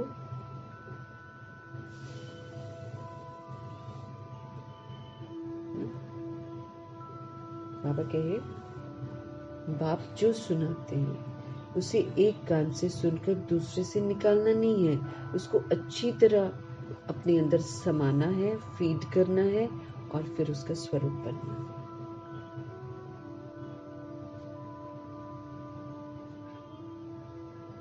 सतगुरु जी का आज का वरदान, त्रिकालदर्शी की सीट पर सेट हो जाओ। अब हमको तीनों कालों का ज्ञान बाबा ने दे दिया है। समझ दी है कि जो भी अभी हो रहा है, जो सीन सामने आता है, वो पेपर भी हो सकता है और वो पास्ट की कर्मा का हिसाब है, परिणाम है जो सामने आया है। सपोज करो कोई तंग करता है, पास्ट का हिसाब है, पेपर भी हो सकता है, क्योंकि आजकल बाबा पेपर पर भी ध्यान दें। लेकिन हमको तीनों कालों के ज्ञान में बाबा ने ये समझ दी है कि जो भी होता है वो पास्ट के कर्मा का रिटर्न है। अब क्या करना है? विचलित नहीं होना है, उसका चिंतन भी नहीं करना है।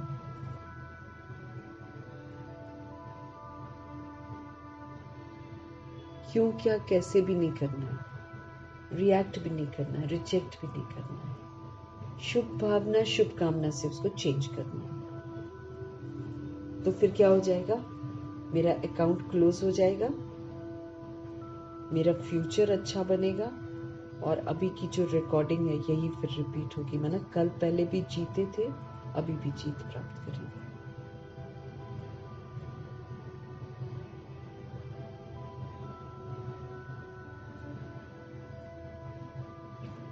तो त्रिकालदर्शी की सीट पर सेट होकर हर कर्म करने वाले शक्तिशाली आत्मा भव।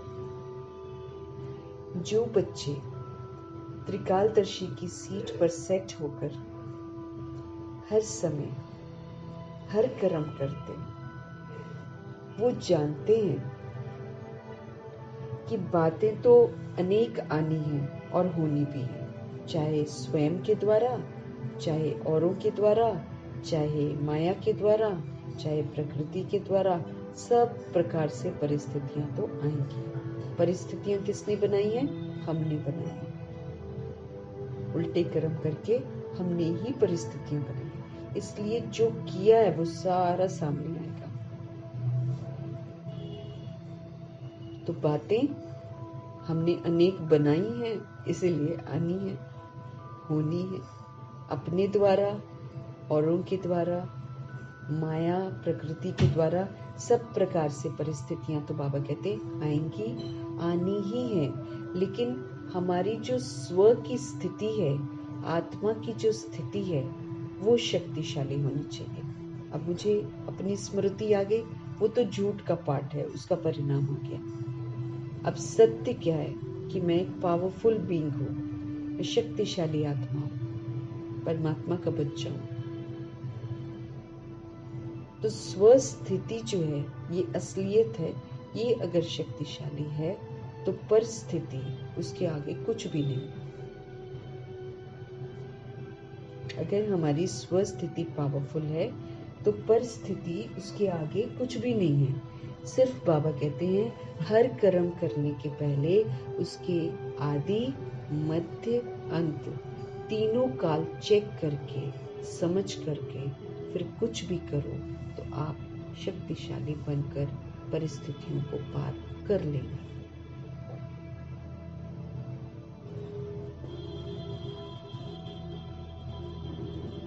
स्वस्थिति हमारी पावरफुल हो, स्मृतियां जो बाबा ने हमको दिलाई हैं वो सारी हमारे चित्त पर हो, प्रभु की याद हो, प्रभु के साथ हो, तो मेरी स्वस्थिति शक्तिशाली होगी। तो फिर परिस्थिति उसके आगे कुछ भी नहीं है, क्योंकि स्वस्थिति ऊंची हो जाएगी तो परिस्थिति नीचे रह जाएगी। सिर्फ बाबा कहते क्या करना है, हर कर्म करने के पहले उसके आदि मध्य अंत तीनों काल को चेक करके समझ करके फिर कुछ करो, तो आप पावरफुल बन जाएंगे और परिस्थितियों को पार कर लेंगे।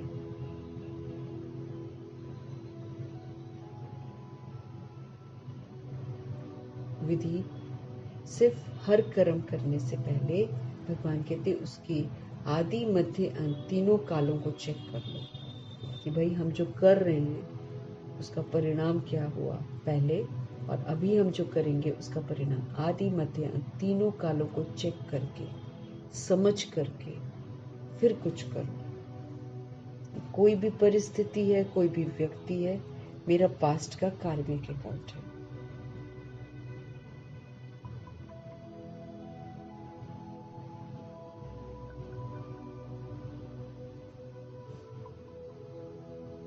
फिर करो, बाबा कहते हैं।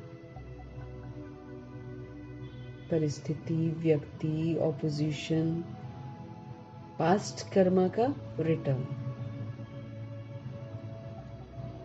रिएक्ट नहीं करना, रिजेक्ट नहीं करना, फुल स्टॉप लगाना और उसको शुभ भावना, शुभकामना से चेंज कर देना। तो जब हम तीनों कालों को चेक करके समझ करके फिर कुछ करेंगे तो हम शक्तिशाली बन परिस्थितियों को आराम से पार कर लेंगे, प्रभाव मुक्त रहकर।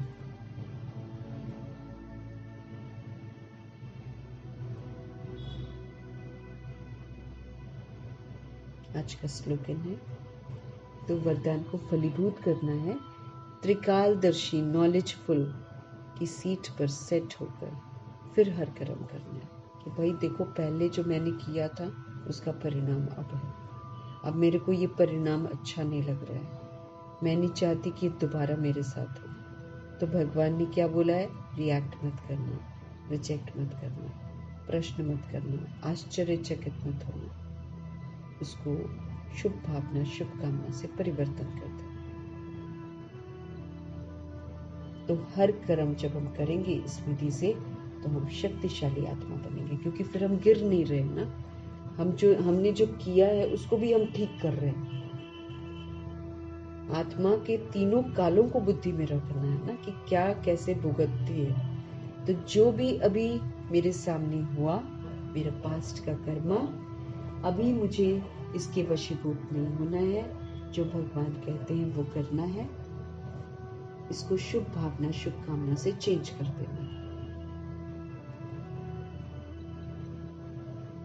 समझकर पाठ बजाएंगे, शक्तिशाली बनते जाएंगे, स्वस्थिति बिल्कुल पावरफुल होती जाएगी।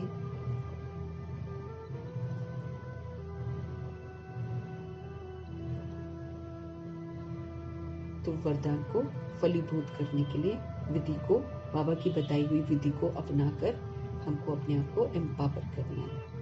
पूरा पिछली संडे की मुरली, कल की मुरली प्लस प्रभु जी का वरदान बुद्धि में रखना है, क्योंकि 6 महीने के होमवर्क में 75% रिजल्ट चाहिए बाबा को। यूँ तो 100% भी कोई कर सकता है, लेकिन 75% तक तो बाबा ने बोला पहुंचो। तो अगर भगवान का कहना मानकर 75% तक पहुंच जाएंगे तो सजाओं से तो बच जाएंगे। तो जो प्रभु कहते हैं उसको विधि पूर्वक हमें करना है। आज का स्लोगन है, सर्व शक्ति व ज्ञान संपन्न बनना ही तो संगम युग की प्रारब्ध है। ये संगम युग प्रभु से मिलन का युग, प्रभु से सर्व प्राप्तियां करने का युग, प्रभु से शिक्षित होने का युग है। तो इसकी जो प्रारब्ध है कि सारी शक्तियों से और ज्ञान से हम संपन्न बन जाएं।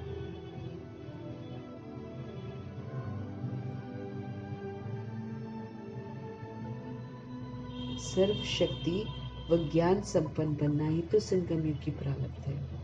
तो अगर हम सारी पावर्स हमारे में आ गई, 8 शक्तियां एकदम समय पर यूज हो रही हैं, तो सारी शक्तियों को यूज़ करके जब मैंने शक्तियों को धारण कर लिया और प्रभु जी के दिए हुए ज्ञान को जब मैंने धारण कर लिया, तो हम संपन्न बन गए, सेवाओं में लगा दिया। तो यही तो बाबा कहते संगम युग की प्रारब्ध है। इसकी स्थूल प्राप्ति आगे चलकर होती भविष्य में, लेकिन संगम युग में भी तो हम भगवान की श्रीमत पर चलकर प्रारब्ध बनाते हैं। तो वो प्रारब्ध क्या है कि भगवान से जो शक्तियां मिली उससे संपन्न बन गए, भगवान से जो ज्ञान मिला उससे हम संपन्न बन गए। तो सर्व शक्तियों से और पूरे ज्ञान से जब हम संपन्न बन जाते हैं, माना यही मेरी संगम युग की प्रारब्ध है, इस संगम युग की अटेनमेंट से।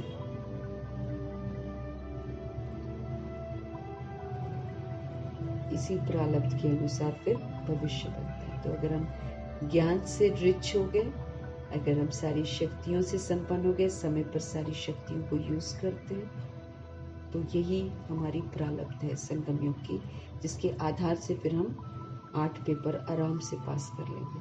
क्योंकि 8 शक्तियां 8 पेपर को पास करने के लिए एक साथ चाहिए। इतना इंटेलिजेंट हो जाएगी सोल कि 8 शक्तियों को यूज करके पास भी हो जाएगी और दूसरी सोल्स को क्या चाहिए उनको प्राप्ति भी कराएगी।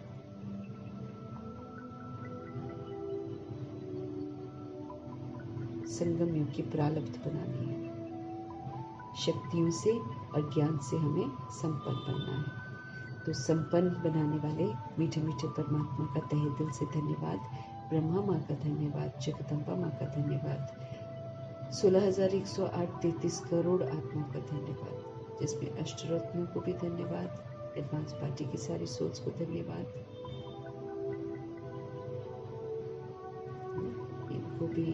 इनको धन्यवाद, और बाकी सारी सोल्स को भी तो धन्यवाद करना है। सब मददगार हैं अच्छा बनाने के, क्योंकि जब हम सभी के प्रति अच्छा सोचते हैं तभी तो हम दिव्य आत्मा कहलाते हैं, तभी हम विश्व कल्याणकारी कहलाते हैं। इसलिए सबको थैंक यू बोलते हैं, भले कोई तंग करे तो भी थैंक यू, क्योंकि वो मेरे को अपकारी पर भी उपकार करने के मार्क्स दिलाता है।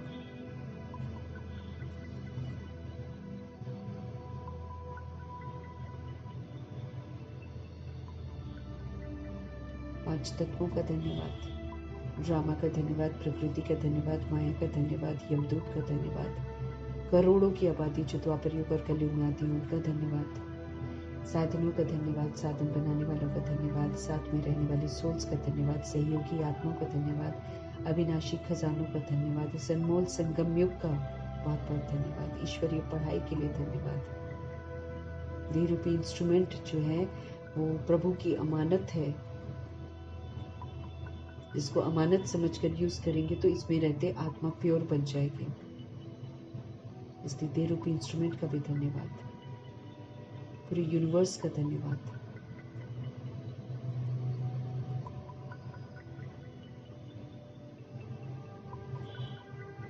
फिर सृष्टि रूपी ड्रामा में जो हम इस सृष्टि से सब कुछ लेते हैं उसके लिए बहुत बहुत धन्यवाद सभी सोल्स की तरफ से। जो नहीं जानते ना, उन सारी सोल्स की तरफ से, जो भी हम यूज कर रहे हैं, रह रहे हैं, घर बना रहे हैं, जो भी कर रहे हैं, सब यहीं से तो ले रहे हैं।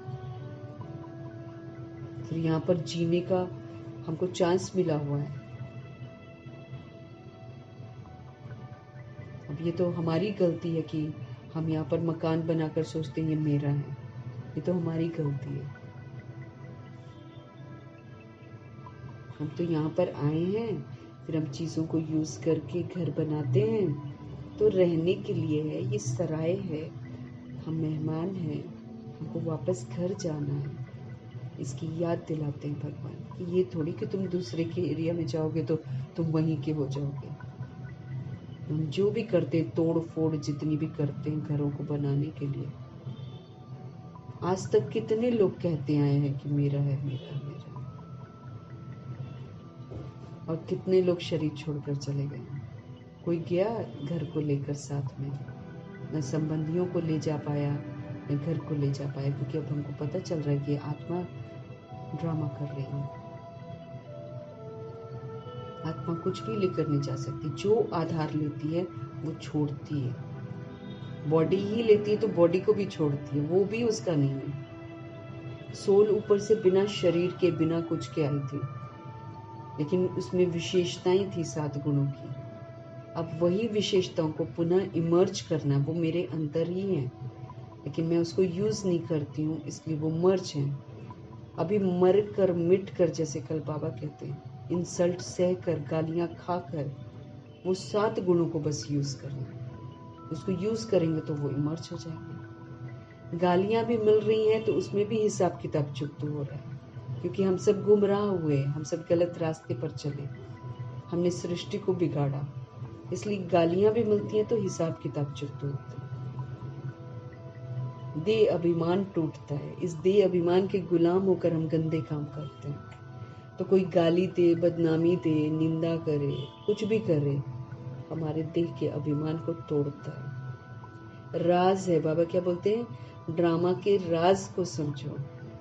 कुछ भी जो होता है उसमें मेरा कल्याण है। सबसे पहले तो ये बुद्धि में बाबा कहते फीड करो। कुछ कल्याणकारी संगम युग है, कल्याणकारी बाप है मेरे साथ, अकल्याण तो हो ही नहीं सकता है। जो भी होता है वो मेरे कल्याण के लिए होता है। अगर लोग धोखा भी देते हैं, कल्याणकारी है, क्योंकि अगर वो धोखा न दे, बुद्धि का योग उनके साथ अटका रहेगा। ये जो 8 पेपर होंगे या मुसीबतें आएंगी, ये तो भगवान की याद से हम पार कर सकते हैं। लेकिन अगर किसी देहधारी को आधार बनाया होगा तो उन मुसीबतों के समय में भी वो याद आएगा, वो तो कुछ न कर पाएगा, वो तो कुछ नहीं कर पाएगा, वो हमको कहाँ से बचा पाएगा। लेकिन एक बार बुद्धि में बैठ जाएगा ना, आधार बना लिया कि ये ठीक है, ये हमारी मदद करते हैं, या ये हमको, डॉक्टर ही सही सपोज करो कि ये डॉक्टर मुझे, लेकिन अंत में तो वो भी ठीक नहीं कर पाएंगे, टेम्पररी इलाज करते हैं सब, है ही नहीं शक्ति किसी में। सब क्रिमिनल है तो कौन हमको ठीक करेगा? क्रिमिनल ठीक कर सकता है क्या? अब डॉक्टर्स को देखो, कहेंगे नॉनवेज खाओ, कहेंगे अंडे खाओ, कहेंगे 12-12 घंटा सो, सब पुट्ठे काम सिखाते हैं, देह के भान में फंसाते हैं, ये खाओ वो खाओ। प्रभु जी कहते कम करो। ऑलरेडी इस सृष्टि पर आकर खा खा कर सृष्टि का क्या कर दिया हाल। अब सूक्ष्म बनो, अब कम खाते खाते खाते खाते सूक्ष्म बनो, आत्मा बनो।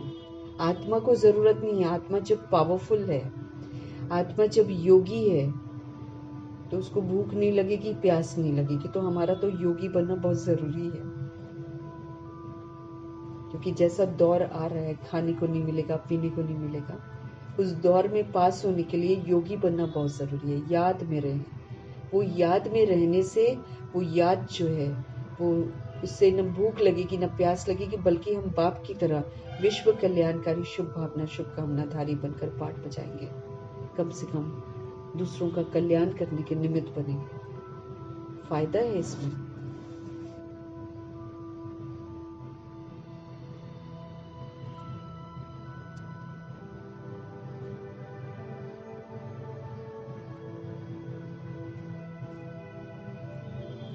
तो खाना, सोना, हाँ, सब कम करना है। ये चाहिए, 10 कपड़े चाहिए, 10 जूते चाहिए। आजकल तो ऐसा सिस्टम हो गया, मैचिंग मैचिंग पहनेंगे।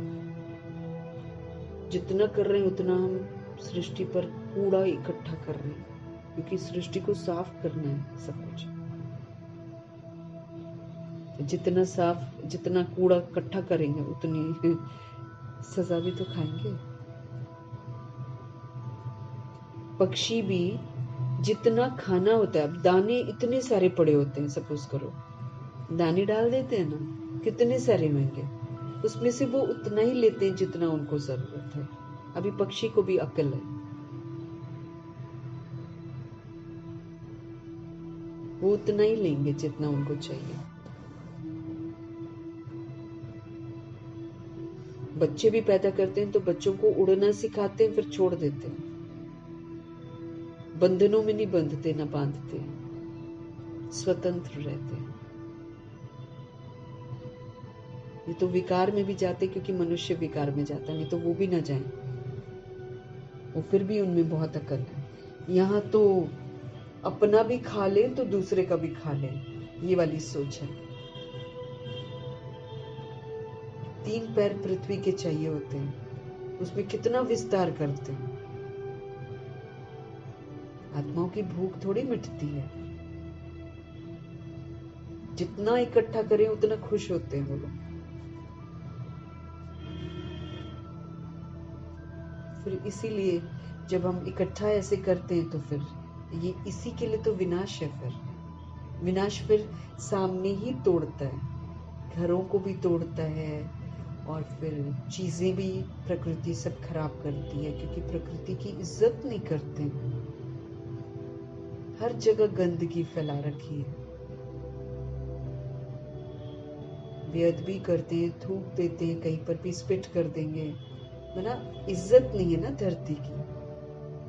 और यहाँ मम्मा बाबा बोलते हैं बड़े अदब से चलो, शोर भी नहीं होना चाहिए बिल्कुल। हम जितना शोर मचा रहे हैं उतना ही एंड में शोर को देखेंगे, दुखी होंगे, परेशान होंगे। इसलिए अगर हम चाहते हैं कि हम अच्छे से शरीर छोड़ें, तो हम जरूरी है कि हम सब आत्माएं जो है ना अति सूक्ष्म होते जाएं, विस्तार को छोड़ते जाएं और सृष्टि को खूबसूरत बनाने में मददगार करें। जितना बनेंगे उतना हम अपने कर्जे को चुकता करेंगे। हमारे ऊपर तो कर्ज है, पापों के बोझ हैं दुनिया भर के, वो बोझ हल्के होते जाएं, हमको हल्का होते जाएं, सूक्ष्म प्रकृति के नियमों पर चलना है। जितना मुझे चाहिए उतना मुझे लेना है। एक्स्ट्रा जो हम कर रहे हैं उसको फिर तोड़ती है ना प्रकृति। आपको इतनी जगह चाहिए थी, आपने इतनी ली, उसको मेरा मेरा का अभिमान है, बहुत सारा अभिमान है, पैसे का अभिमान होता है बहुत सारा। हमारे पास इतनी दौलत है, अभिमान करती हैं आत्माएं। हमारे पास इतना सामान है, हमारे पास इतनी प्रॉपर्टी है, अभिमान करती हैं आत्माएं। फिर वो अभिमान को तोड़ा जाता है, क्योंकि आत्मा का तो यहाँ पर कुछ भी नहीं है। जबरदस्ती दूसरे की जगह पर आकर उसको अथॉरिटी बन जाते हैं कि हमारा है।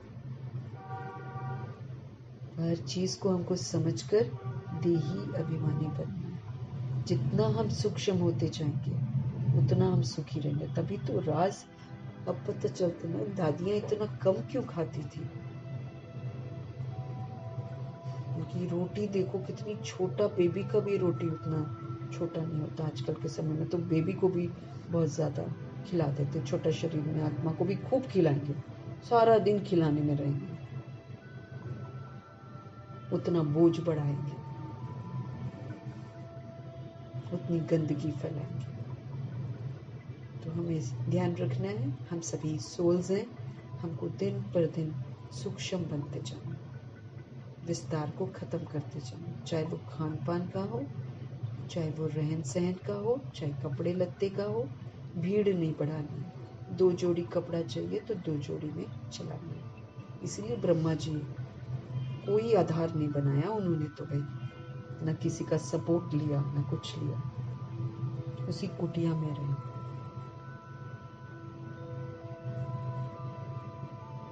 उस समझ से पाठ बजाते हुए समझदारी दिखानी है।